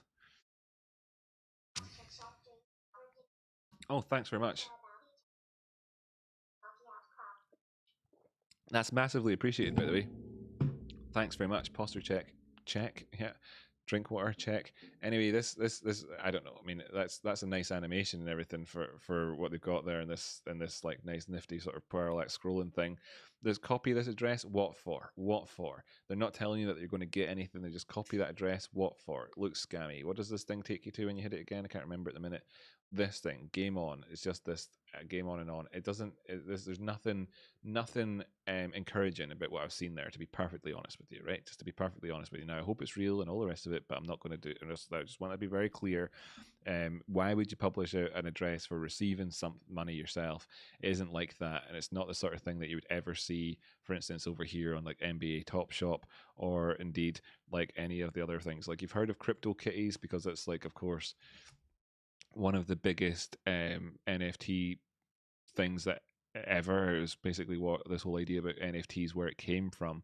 And when I load this page up here, it's not going to say some like contract address for me to go and like send stuff to. It's just not how it works. Instead, it's like you'd be connecting your wallet to it, you'd be buying them from them in a way that's like, if I wanted to get this particular NFT right here, then I'd have to buy that specific one. Like it's unique, and has it got an address here which I can see is its unique address for that specific one, etc. So anyway, just so you know, it's like this here, these are NFTs. This is all depth here. I've got no wallet connected to this, so I need to connect my wallet to that, and then I'd be able to start buying and selling. And they're not just sticking addresses out there like that. Whereas, other things that do that sort of thing tend to be scams, just generally speaking. But it's got the right domain and name, so then it makes me think phishing. And then I think, well, it's just too early. And who knows what that address is for? Maybe they'll turn around and reward everybody who donates money to that address with like 10 times their money back. Yeah, maybe. Yeah, maybe. Even at that, I think it's like, anyway, I don't see any. That was what you were talking about, divergence. Just want to know if you're doing it right, buddy. That's right. Sorry, Minor, for talking about whatever, missing that. High compared to high over here, 1 hour time frame, looking all the way back the way. This high compared to these highs over here, not divergent versus this high, and this high in that sense, right? But in terms of like where we are now, that's quite a while ago, and we've gone through a different phase in the market. We've had 3 local highs, 1, 2, 3. This being the third of which in this phase here, it's not divergent. If you want to make this comparison back the way and looking back for a broader phase of price action, probably better off jumping up a time frame and really seeing what it's like in the grander scheme of things. As you can see here, compared to our previous high and this other high, that they could come in for divergence, where you've got that 1 and 2, and we've not gone up quite enough yet in terms of GME. To be honest, we'd need to push on, etc., to avoid having that potential for divergence between these three highs, but we've not got that yet. And of course, we can pull down the way. So that's from that broader perspective. Then on the 24-hour time frame, you can see that as I bring this up here, that we've actually managed to get away with it. So in terms of the 4-hour time frame, there is the divergence if we were to see a pullback, which we haven't seen as yet, and it's not gone back down enough to confirm as a local high, so it's too early to say. The 1-hour time frame, no, there isn't, unless you push it way beyond, and it's a bit kind of sketchy to look at it that way. The 24-hour time frame, there's no divergence there. So that's your full summary in terms of like the divergence with regards to the RSI, looking at GME, and it should help you understand a bit better if you are understanding divergence correctly. I see MD Mohammed in there put in a bunch of spam. I wonder if I'll have to prevent that from happening in the future. I hope not, my friend, but that's the only warning you're going to get. Arcane Divine says, famous isn't a good thing anyways. You're very respected though. In my humble opinion, that's worth more than fame. Oh, that's lovely for you to say. Already following both of you. Thank you so much. We'll check. Jen, thanks for letting me know. That's cool that Cherry Spot's talking away there. No apologies necessary, Rocket Prop. Thank you so much. Oh, you're welcome. Right, cool. So I feel like that with that, I have covered off all of the sort of missing bits that I like. Of course, right. There's going to be some comments in here which I've not seen, but it's not for lack of trying. Okay, and you're welcome to come back and ask me everything again tomorrow. And indeed, if you really want an answer, you can stick it in the chat now. And I'm looking at the very most recent messages, so I'll not miss anything. Including MD Hamid's stuff there, which just earned him a ban. There we go. That's that. Sorry, mate. If your keyboard's broken and you're watching this right now and you were like, oh no, I'm trying to speak and that, but it's just coming out all wrong and it's like, you're all messed up, then I don't know what to tell you. Send me an email or something and maybe I'll unban you. Smashing Runner says, you and Trades and Tradespotting, Rocky, you both have awesome content. The subscribers will come rolling. Thanks so much. Really do appreciate that. It's fantastic. Eddie Brock, hey, good night, dude. Keep it up. No worries. That's good. I'm not seeing anybody coming in here saying I've missed a question, so I'm going to start doing the reverse roll call. Okay, thank you so much, Minor M, Rocket. Thank you so much, Eddie Brock. Thank you as well. Thanks, Jen. Thanks, Queen Bee. Queen Bee was spent a few days of last week looking forward to today for you, in order to have you in my thoughts, and I'm really happy for you. Vic Vince, good to see you here. Smashing Runner, good to have you here as well. Really do appreciate you tuning in. Fapping it, you came in with some good questions earlier on. That was good and good chat as well. V Bardos, thanks as ever for tuning in. Really do appreciate you as well as ever. Fed, thanks so much. Karen Day, that's great to have you here. Thanks so much as well. You were saying earlier on that NFTs would make it easier for traditional used games with GES, GameStop, and developers getting their cut.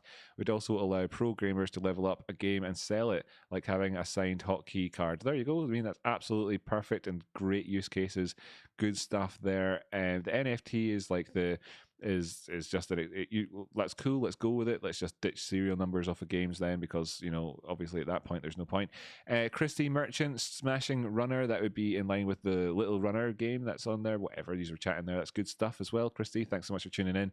Apple Blossom, by the way, your thoughts you're also in my thoughts today, and I'm wishing you all the best, so I hope you've had a good day and happy birthday tomorrow in advance. CD, thank you so much for tuning in, really do appreciate it, and the donations and all the stuff that you do to support the channel. We also have a lot of other people here, so I'm just going to read out a few names here real quick so I can say is all, but know that if I do miss your name, that you're in my thoughts. Arcane Divine, Christine, Fed, Worth is Life, Randy P, Jay Williams, Jeff Smith, Sitting Bull, good to see you, friend. Karen Day, I think I said it. Midweek Meltdown, good to have you as well. Lee Willis, is that Willis or Wills? Lee Wills, yeah, good to get that right. Andy A, I think he became a member of the family today as well. And thanks to all of you that did that today. The Stock Explorer, Dave G, and so on. All of yous, okay? Thank you so much for tuning in. Final check to make sure I didn't miss anything down the very bottom. It's hearts, it's thumbs up, it's people saying thanks, it's all that good stuff. Good night to you, Dober Mamba. Good night, Apple Blossom. Good night, Riley. Good night, Drew's Tech. Good night, everybody. Good night, Luke Spears. Thanks once again, by the way. Luke, you are fantastic. Right. Great.